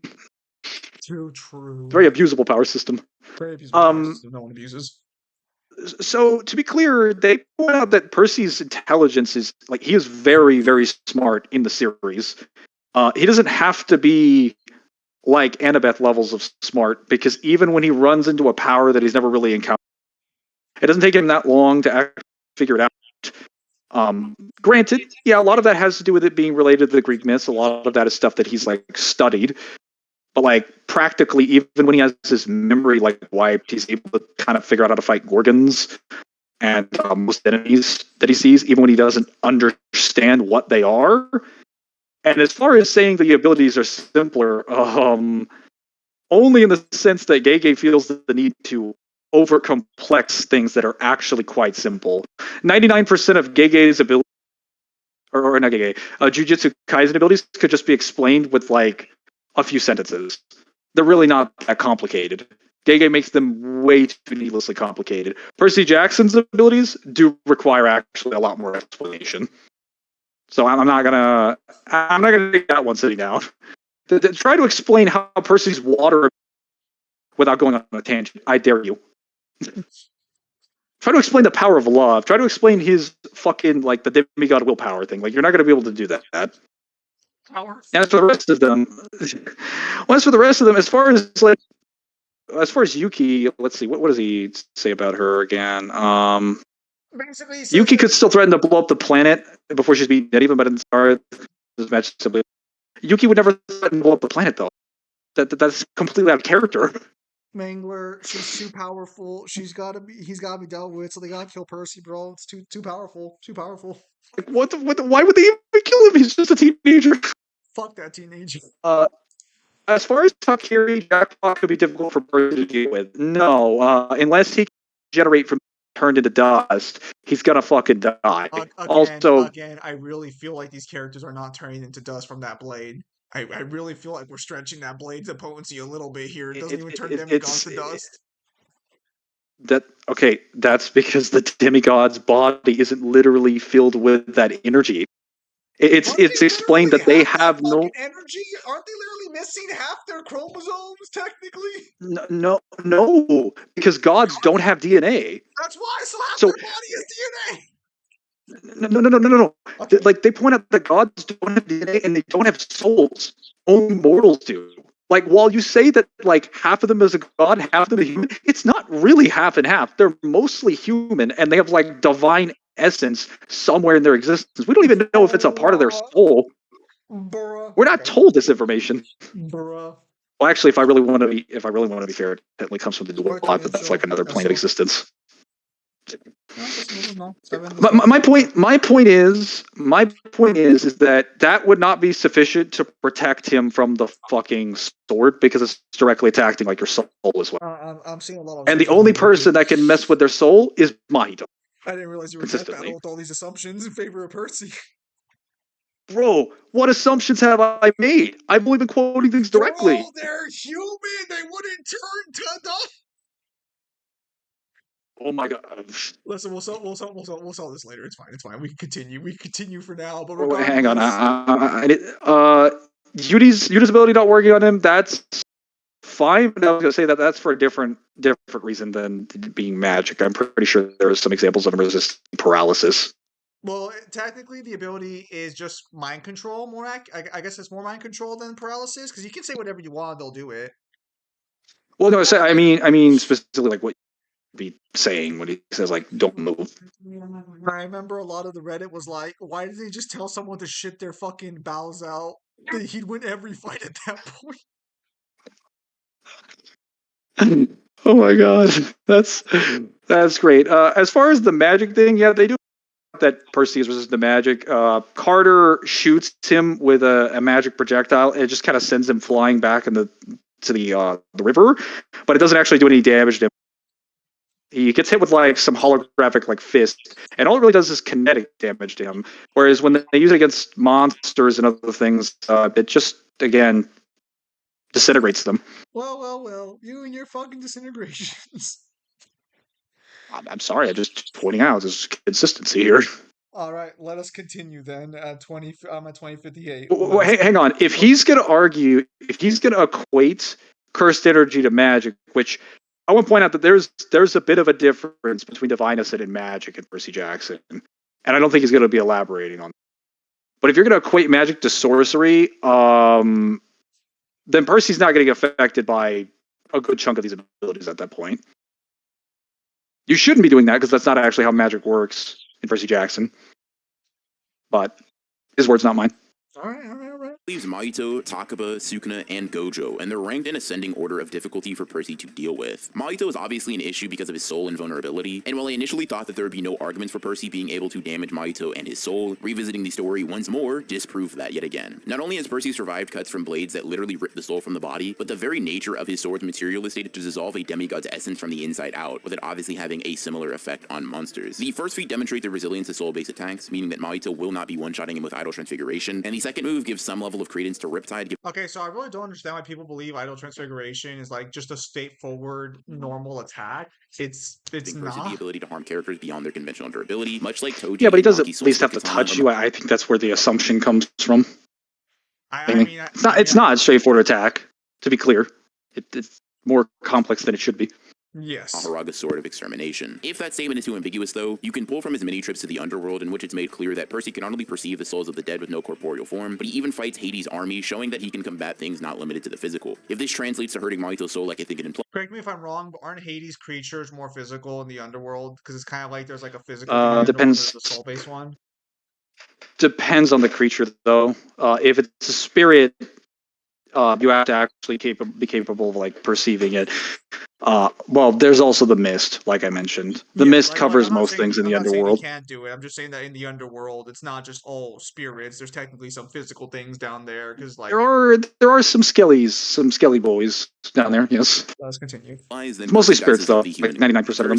And moves on with his day. If not, Percy gets trapped in a domain and loses to Mahito high diff. This just leaves Takaba, Gojo, and Sukuna, three characters that I really don't think Percy has any hope of winning against. The comedian is just. Whoa! Hold on a minute. Percy can't beat Sukuna? Okay, let's hear it. An ability for Percy to aptly respond to, leaving him the option of blitzing him before he gets the technique you activated. ahead? I'm at 2220. Where are you at? Why are you ahead of me when I'm doing this at 1.5 times the speed? Wait, I'm at 1.25. How am I faster than you? So what he's claiming as Mahito so far is a high div fight in the best case scenario for Mahito, but he's claiming that Percy can't beat Takaba, Sukuna, and Gojo. So I'm very curious what he says for Sukuna. Let's just keep going, and then we'll wait. All right, 22-20. Or Let's simply go. losing the war of attrition. Sukuna wins if you think that his light speed scale Okay, hang on. So has any hope of winning against. The comedian is just too niche of an ability for Percy to aptly respond to, leaving him the option of blitzing him before he gets a technique activated, or simply losing the war of attrition. Sukuna okay, so he believes against Takaba he would lose the war of attrition to Takaba's domain and powers. Actually, does Takaba even have a domain? I think that's just cursed technique. I don't even think he has a domain. Mangler, are you there? Yeah, sorry, I was reading through this. What were we saying? Okay, so he gave his reasons for why Takaba beats Percy. Did you watch those yet? Yes, I believe he says multiple attacks. We're down demigod. It's only if you think Percy is essentially a blitz. Actually, hang on. Wait. Where are you at, boy? You're further ahead. That sounds like you're further ahead, boy. Okay, where are you? I'm at 22-22. Exactly. Because that's where he finished the Takaba section. Where are you at? Are we talking about the comedian? Yes, he's claiming the comedian would be Percy, yes. Sure. What about that? What do you want? What do you want to mention? What do you want to talk about? You're not gonna respond to that claim whatsoever. You're fine with that level that reasoning. I think the comedian is very much the way he's presented in the story, an absolute joke. So if you think the comedian can beat anyone outside of having like outside help, you're probably just not like worth responding to. But you know what? If I wanted to indulge that, sure. Let's look at the fight between Kinjaku and the comedian. If I recall correctly, as you yourself pointed out, Zim, Yuta literally has to cut off his head after he falls out of that, even after he traps him in that domain forever. And like the comedian he doesn't even do anything like once the domain ends. Well, that's because So like Kenjaku's funny, so he was making jokes the whole time alongside the comedian. Can Percy have that comedic level? Percy, you want to talk about Percy being funny? Holy shit, he's one of the funniest characters out there. You think you're gonna like? Okay, so that all it takes, if I remember correctly, all it takes to beat his domain is that you just have to laugh, or you just have to let him laugh. Percy has a great sense of humor. Dude, it would just end like unless you have another person there, it's not gonna do anything. And this is assuming. Go ahead. No, I just like how funny or how quickly you got on that. Like, holy shit, Percy's the funniest guy around. What the fuck? No, like dude, he's literally like. I mean, it helps that he's like one of the main character for like the first 5 books. But like, the comedian's power, like, while it is great for itself, it doesn't come with like an instant kill factor. He just uses it to make you laugh. And the problem is that this operates under the assumption, again, they're just going to domain expand the moment they see him. This is why I kind of said, like, you need to make this into sort of a writing scenario instead of just having, like, what is Percy just running from room to room, killing every enemy? Yeah. All the enemies get advanced knowledge of what Percy's doing. Like, how is this working exactly? Is he just stumbling through a forest and is like, oh, there's a comedian, better kill him? And then this guy's like, oh, it's that dude that fought like 90% of my world. Better domain expand. Like, how is this working exactly? Does he have other people? Like, these are questions that need to be answered. Because if what is his name? The comedian? Takaba. Unless Takaba has someone else, his power is not that useful. And against Percy, it's not useful at all. All right. I was actually thinking of Jogo when they said Takaba. Because you gotta make sure don't go there. Wait a minute. I'm pretty sure that's not his name. All right, let's continue with Sukuna. So wins his if you think that his reasoning light kicks speed in. scaling is valid, simply because that would make him relative to Percy in speed, and he has multiple attacks that would be able to wear down the demigod. It's only if you think Percy is essentially a blitz level difference above Sukuna that he's able to secure a W. Once again, assuming the relativity, typical dismantle slices wouldn't work against Percy, or at least be enough to put him down, especially if he's still cloaked in the Curse of Achilles, but with cleave adjusting to his Okay, durability, wall splitting slashes are before more we tough. talk about like the cleave thing, I want to point out that like even if you give the assumption to him in regards to the light speed thing, which I wouldn't agree with. I don't agree with the position of Percy being able to react to like Hyperion, but if you go by what he's in the example in the Last Olympian, Hyperion tries to flashbang him, and he reacts to the light coming out, turns away, and then flushes it with water after he gets hit by it. So Percy has a way better argument for reacting to that because that's literally the god of light itself. That like a much fat and that's without mentioning that. Well, as I mentioned before, Percy also perceives time differently due to being a half-blood. And once you reach the speed of light, you also start perceiving time differently because you're so fast that time is felt differently due to relativity. So Yes. it's like even if you give Sukuna a benefit of the doubt, I don't think it really matters. The speed difference and some of the physiological differences much higher, but that I don't scale Percy that anyways, so it doesn't matter. All right, let's continue. Altogether, a ceaseless domain expansion housing both types of attacks, and a fire arrow as the cherry on top, even Percy Jackson wouldn't be able to tank or avoid everything. And as for Gojo, he wins his So then his argument is basically if Sukuna scales speed-wise, that he would just beat Percy Jackson through the slashes eventually. That kind of operates under the assumption again that he would just world slash. The fire arrow's not doing shit.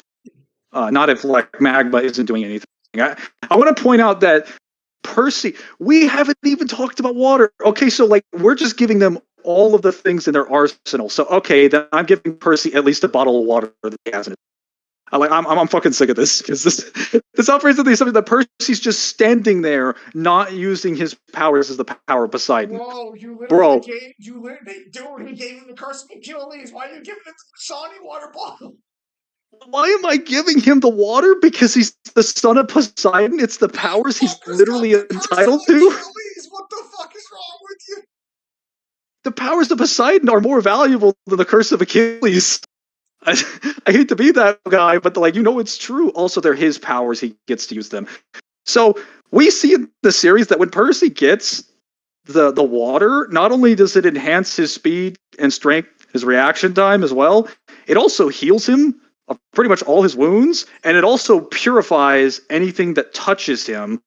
And keep in mind that purification gets stretched a little bit too hard because it purifies poison, purifies fire, cleanses wounds, diseases, toxins, and it also removes time manipulation somehow. I don't know how that works, but like Kronos time stops him on the boat at the beginning of the Last Olympian. He pulls some water onto the boat. The water splashes his body, and then he breaks free from the time stop. Also, he can technically break out the time stops if he gets really fucking angry, which usually only matters when his his simping power is like he can the god of time. But we're not that. I was gonna say that if Percy has water, you're never gonna be able to do lasting damage. A domain would be completely useless, especially things like cleave and dismantle. Like, yeah, like you might be able to stop Percy from affecting you depending on how your domain works, but you're never going to be able to kill Percy. And Percy could just keep fighting you forever because the water also restores his stamina. And most of your status conditions are going to be completely worthless. This is also assuming Percy doesn't just decide to rip the water out of your body, because he can also do that too, as he shows that he can do that with Jason. And if he decides that he's going to, well, because he is trying to kill you, he decides that he gets pissed off, he will just rip the water out of your body. Regardless of how you feel about the characters in JJK, they're still mostly human. So they should have water in the body. I need you to relieve and rejoin. You're cutting out every other word now. Oh my god.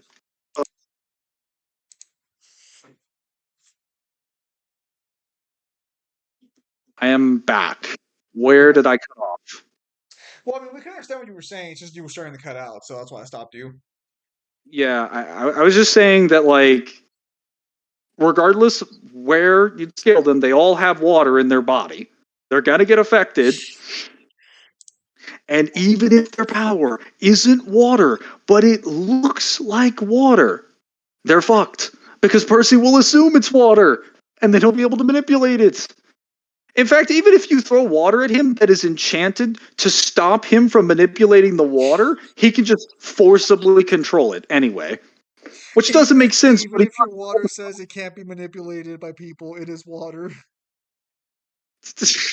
No, because he gets trapped in an aquarium with a case that is magically sealed to keep in creatures of like the ocean and to keep him out. And then he just decides like, no, I'm breaking this right now. And at first it doesn't do anything, and then he decides, you know what, I'm really mad now. I'm breaking out of here. Water wants to be free, and then it breaks.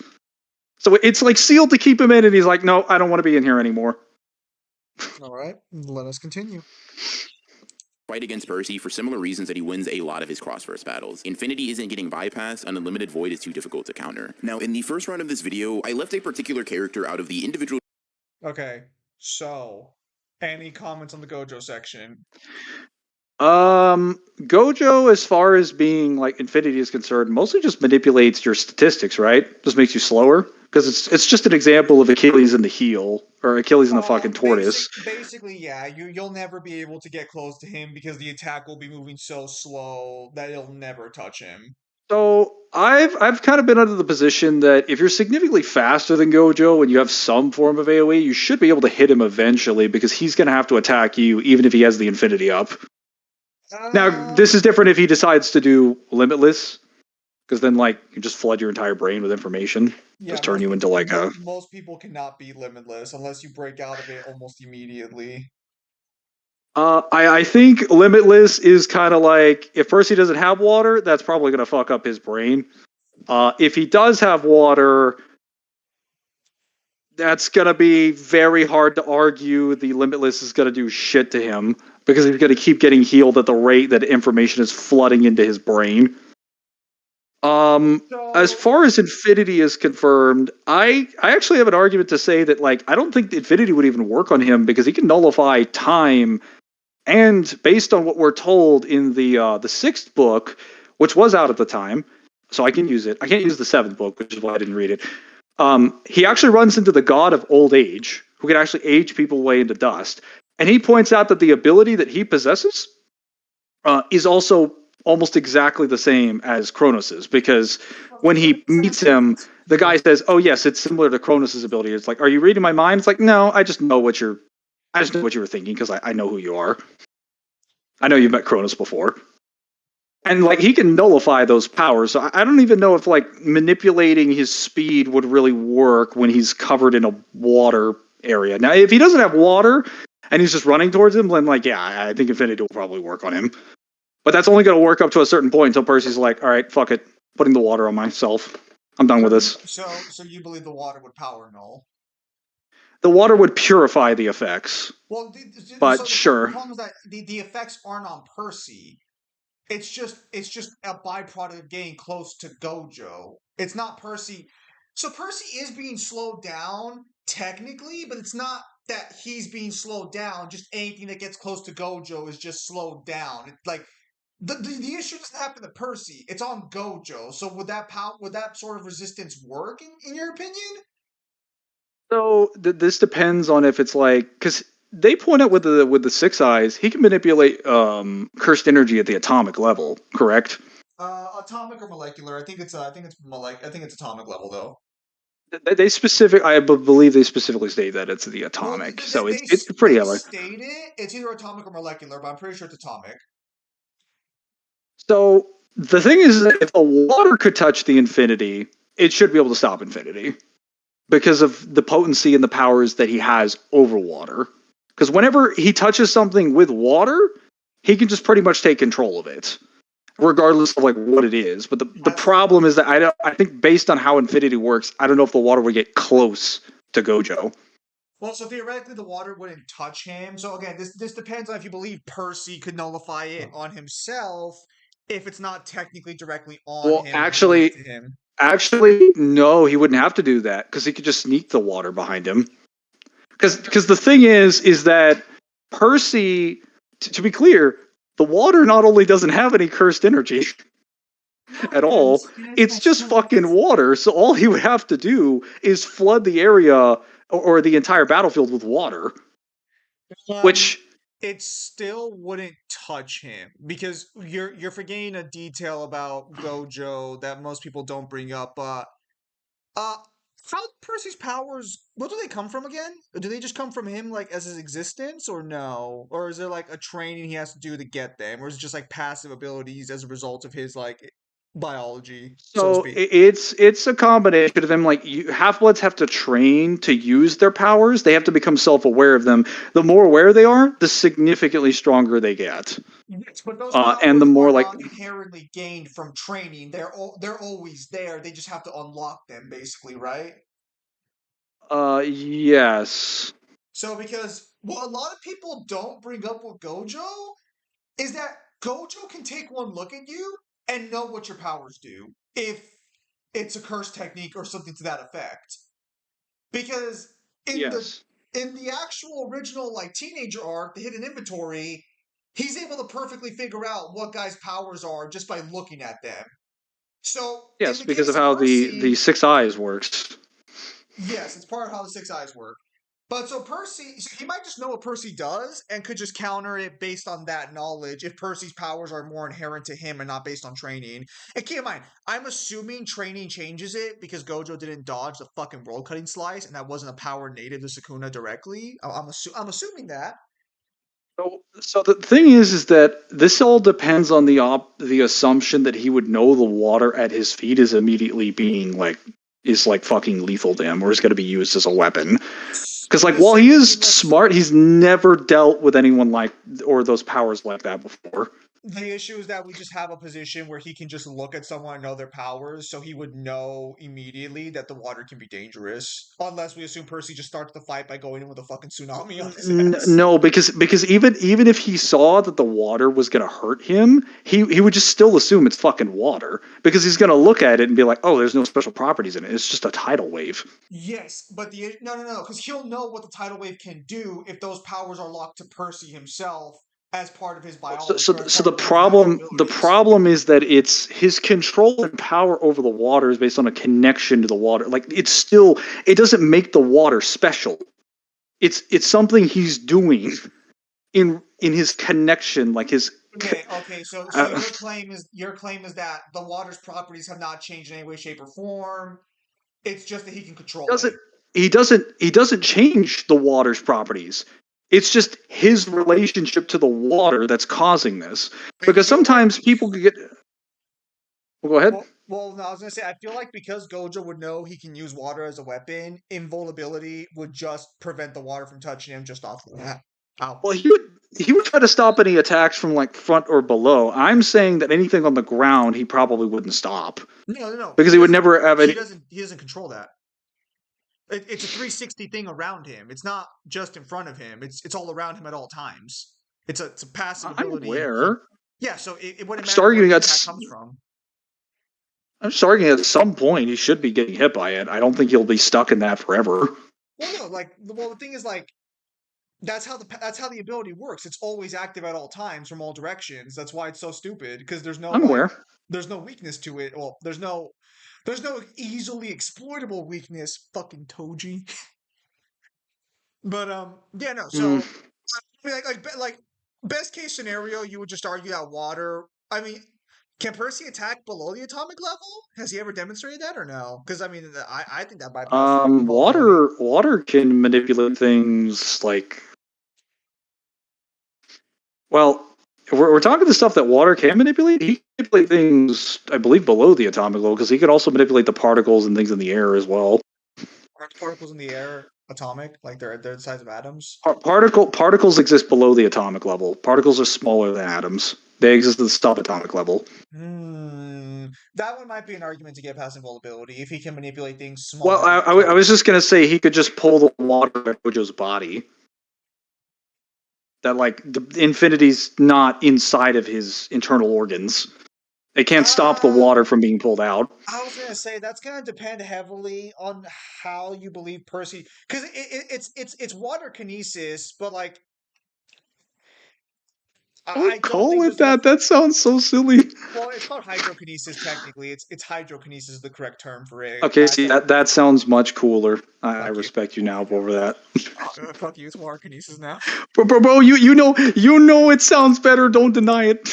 Because the point I was going to get is that, like, I mean, in that case, you could argue it'd work on Gojo, because I don't know if Gojo could block telepathy like that, because he never demonstrates resistance to. Yeah, I think telekinesis was the telepathy is communicating with the mind. Telekinesis, Percy's definitely not. Yeah. No, I know I fucked up there. You get the point I'm trying to make here. Like, you can't win, Gojo. I have water. Unlimited void. Fuck you. That's why I say to your bullshit. Unlimited void. Fuck you. Discussions. Do you just mean limitless? No, I mean unlimited void because it's still technically different. And also super inconsistently used because Sakuna should never been able to summon Maharaga. I was gonna say, isn't it? It's basically the same thing. All right, let us continue. Unless you have anything else you'd like to say, or I'm thinking of what he says. Lives a lot of his cross verse. Hang on, let me read this. Well, where are you at? Gojo wins a lot of his fights against Percy for some reasons. He wins a lot of his curse battles. Infinity isn't getting bypassed. Limited to void is too difficult to counter. So I already provided an example of how, like, unlimited void or limitless, as people like to call it, because technically limitless is just a technique he uses in unlimited void, where he just floods your brain with information. If Percy is already using the water and his body is already surrounded by water, you're not gonna be able to use like the fucking, what's it called? Okay. So to be clear, you understand what information is being flooded, though, right? Like it's not just random information being flooded into your head. Yeah, I'm aware, but like that doesn't change the fact that his body is constantly being healed and purified by water. Does he have to break out? Does the water get used up when he heals, or no? Does the water what? Does the water get used up when he heals it? When he heals with it, or does it just stay like it's No, just? Okay. it doesn't get used up. So the issue I'm going to have here is what's Percy's response to just waiting to dry? Because like Gojo could just wait for him to dry up, or even literally just remove the water from him at some point.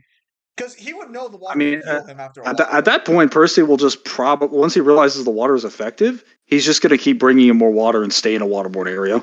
Well, no, he can't do that. It'll just move. Well, no. He absolutely can. No. See, that's why I mentioned how limited void works. Because a limited void doesn't let you take actions anymore. It's not because you're No. I'm talking about before that even gets activated, because he's going to realize Infinity is stopping everything, or something is stopping. He won't know it's Infinity immediately, and then he'll just start using water, and he'll start flooding with more water. So Percy uses water, goes into a limited void. Once they're in a limited void, none of the water outside matters. Only what's on Percy would matter at that point. How does Percy break out of the time thing specifically? Does he have to it's just the water touches him and it's gone, or it's just the water just touches him and it's gone completely? So the second Percy gets dry, and keep in mind, Unlimited Void's re-layering this over and over again. As long as he's in Unlimited Void, Percy doesn't get dry though. He actually makes a point that, well, okay, I should point out that technically, even when Percy's covered in water, he's actually always dry. Okay, yeah, but because he points out he can only let himself get wet. Yeah, if he wants to. The water's on him, but like the point I'm getting at is that like in Unlimited Void, if Gojo's already seen the water healing him, he can just blast the water off of him, and then Percy's just stuck there. Because he can't call in more water because he can't take actions anymore once Unlimited Void hits you. He would have to get rid of all the water in the area, though, because even if he has the void, there'd still be water on the ground from the space they're standing in. Because it's a separate pocket dimension you go into. So there's no water below them or anything. It's just what's in Unlimited Void at that point. Oh, yeah. Yeah, because I think that's a little bit more fair. Yeah, so like now, granted, if if the water can stop a limited void, Percy probably would just speed blitz and kill Gojo eventually. But that's assuming that the water doesn't run into problems with it being overlayered over and over again. Because, correct me if I'm wrong, does Kronos reapply the time magic after it's been gone? Doesn't. So, I mean, we would assume he'd resist it, but we wouldn't know how that would Well, work. so this is also assuming Percy doesn't like get angry or do anything else, because he points out that even without the water, because when he fights Kronos the second time, or no, the second time, the third time, at the final portion at the end of the book, he's actually getting affected by the time magic. He doesn't have any water with him, and he's getting time stopped. He's aware that he's being time stopped, and then when Kronos starts going towards Annabeth, starts threatening him, he gets so angry, he starts forcibly breaking the time stop with sheer rage. Yes, And he so was this- about to break out, but Yes, but so this is Go where ahead. Unlimited Void becomes a problem. Percy can't get angry anymore. Because the way Unlimited Void works is the second you try and take an action, you are frozen at the start of that action for as long as you're in Unlimited I know Void. your information is basically being fed into your brain. So what you're perceiving is not reality. You're perceiving the information that Gojo is giving you. Yes, which is that your body and nothing you do can move forward. Which is why Sukuna being able to summon Maharaga was fucking bullshit, because that's not how Unlimited Void works, but whatever. Whatever, fucking Gege, you fucking hack. Sorry, I didn't say that. Listen, I think that when it comes to Gojo specifically, my position is that water should be able to counter infinity. Even if it doesn't, water would make it, well, even without the water, I think the stats, Achilles, and like any of his weapons would make it a stalemate because there's nothing Gojo has to kill him. If it comes down to the limitless, water would also be able to keep him safe because he only has to hit Gojo once. Yes, assuming the water would work like that to save him from Limitless, then yes, that would work. Assuming Gojo doesn't throw the water off of him with blue or red as well, because technically blue would also just remove the moisture from him if he really wanted to, since it just attracts everything. But yeah, okay. Point is, if Percy has water, good chance he can bypass Gojo shit to win. Assuming you believe it's 1-to-1 like that. Otherwise, Unlimited Void would give Gojo the win eventually. So he's got 2 minutes left. I'm continuing on because I the keep verse- getting left behind, even though I have a faster speed in the video. I'm at This is 23:15, so I'm going to fucking continue. I think they stupid. get blitzed and cut through before doing anything of note, but I know that if I go this entire video without mentioning Higuruma Hiromi in some form or fashion, that's all y'all are going to be talking about down in the comment section. So, in regards to his scaling particularly, it's pretty obvious that Higuruma doesn't in any way, shape, or form match up to Percy. Lowballing both of them, Percy is dozens and dozens of times faster than he is. Highballing both of them leads to a very similar conclusion, and even when being as generous as possible to Higgy while downplaying Percy leads to the demigod still having a very confident speed advantage. So much so that I would argue Deadly Sentencing isn't even opened before he's cut in twain. He's able to land his domain on Sukuna, largely in part because he allowed for it, but even assuming that Percy gets caught and Riptide gets stolen, I shit you not that Percy is so strong relative to Higuruma that his comparatively ass hand-to-hand combat skills would be enough to decimate him in seconds. While Percy is far from skilled with his hands and is damn near featless, at least from what we've seen, he's still the body behind Riptide and physically capable of blocking strikes from the mountain stacking giants I mentioned earlier, meaning that in the best case scenario for Higuruma, confiscation and death penalty alike, Percy is running up to him, dodging every slash, and sending the Lord of I Hades stopped with a at mean-ass 24, uppercut. While Higuruma's hacks are 38. quite potent and his talent rivals that 24 what? Wrangler, can you repeat that again? 24:38. This is where he mentions talking about Imru. I mean, he's still talking about his techniques and physical stats, but I think he's covered like most of it. So I was just going to say that insofar as how the confiscation ability works, they do make it a point that what he specifically has to do is convict you of a crime. And it has to be something that is capable of carrying the death sentence, and only if the judge it successfully carries out a death sentence can he summon the executioner sword. Even then, he still has to hit you with the executioner sword, and it has to be something that he hits. So if he hits Riptide, he loses the executioner sword. Because when used it on Sukuna, he hit Sukuna's cursed tool instead of Sukuna, and that used up the executioner sword. So if he hits Riptide, then that would completely get rid of his one usage of the sword. No, because Sukuna doesn't have a cursed technique after he gets the or he doesn't have a cursed weapon after he gets the executioner's sword. Because the judge takes the weapon. If I remember correctly, the time just runs out on the sword. There's like a 2-minute timer on it or some shit. Hold up. Yeah, no, because the weapon, what the confiscation hits the cursed weapon that Sukuna gets from the iceberg, and he doesn't have the spear in the fight. So no, it just runs out of time. It's. I'll say yeah. I'm fairly confident that's how. Go on. My fucking computer is running out of battery, even though the freaking charger is in here. Oh, that sucks. Hopefully your computer's not messed up. Fucking every single time. We can't just have a normal day. It's gotta be some bullshit. I mean, we've been here for almost 3 hours now, so I don't think your computer was expecting to suffer through this for 3 hours. No. It should be charging because it's connected to it. Why is it not charging when it's plugged in? What kind of disgusting, fraudulent stupidity is this? Fucking work. Worthless technology. Jesus. It's not working. Okay. Fuck. Yeah, that sucks. All right, well, I'm just going to have to look up the damn chapter then on my own. Because technology... Oh, finally, now it's charging. Holy shit.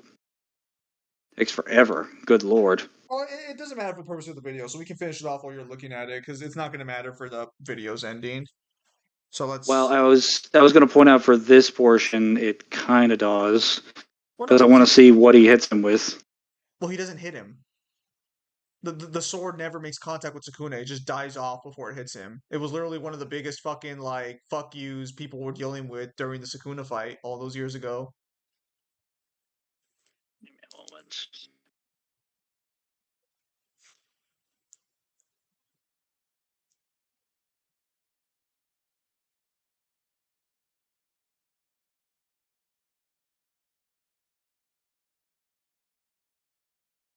So, while that's going on... You can go ahead and continue. Alright.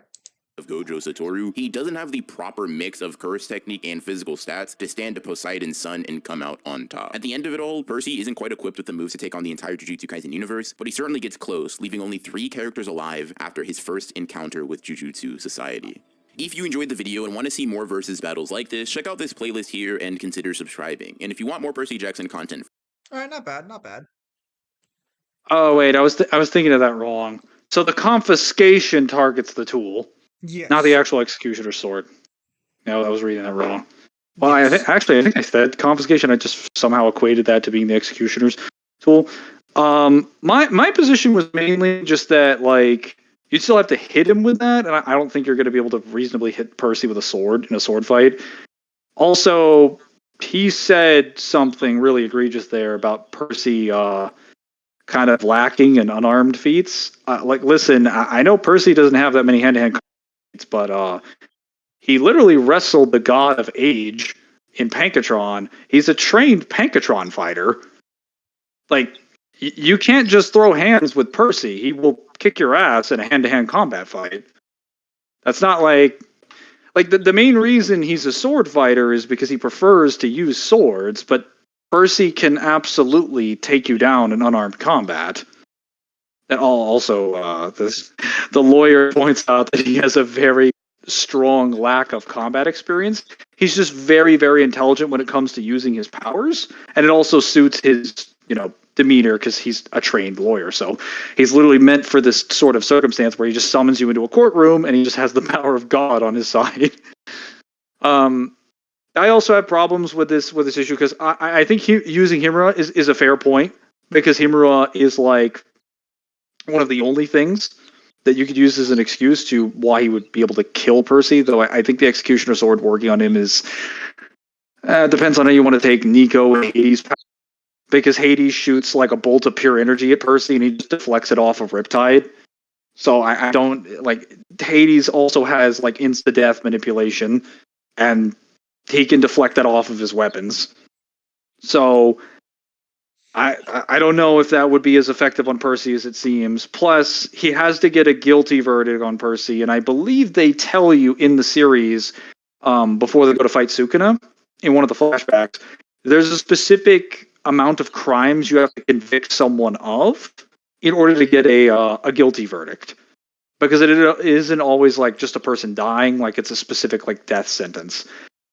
And I'm not sure how you're going to convince or convict Percy of that, given that, well, in this circumstance, you don't actually have his record of actions, aside from like maybe killing mythological creatures, but most of those try to kill him and he fights in self-defense.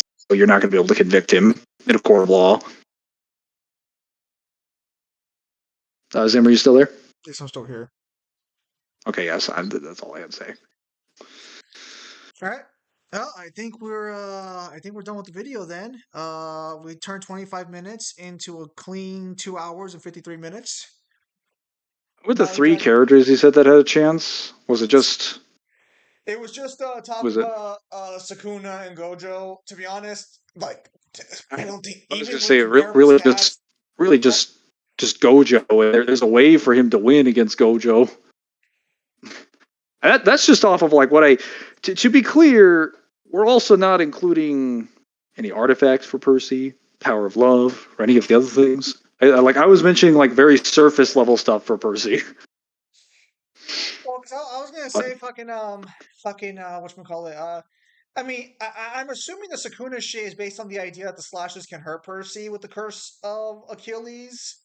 But like even then, that's not because the only way that works out well in Percy's favor is if he can just blitz Sukuna before like the slashes kill him or maim him. But they can't really maim him if he's kind of indestructible in most areas, or he gets hit in the weak spot and just dies immediately. You would have a better argument for the slash traveling, hitting his body, not doing anything, and traveling to the insides of his body and doing damage, or traveling to the backside and hitting him from the back through the front. You have a better argument for the slash hitting him that way than it does like penetrating him. But that's I'm just assuming it works that way because I'm pretty sure, if I'm not mistaken, the wall cutting slash is an energy attack. Yes. Yes, it should be, but it's a spatial attack, so yeah. Because I don't think he fires air at you. Obviously, it's not firing air at you. Well, I mean, like air can. I mean, in fiction, people use air to fucking cut through fucking steel beams, bro. Come on now. Yeah, I mean, I guess that's fair. Overall, that's a fun video to go over. I just, I wish there was more covering the actual energy system of things in Percy, because like magic also wasn't discussed. Yes. That's important. All right. I think we'll go ahead and call it there then. Thank you guys for your time as always. Have a nice day. Feel free to watch the original video and give it a like if you guys liked watching the video. Give the original. It's a good video. And yeah, great video. And yeah, take care, everybody.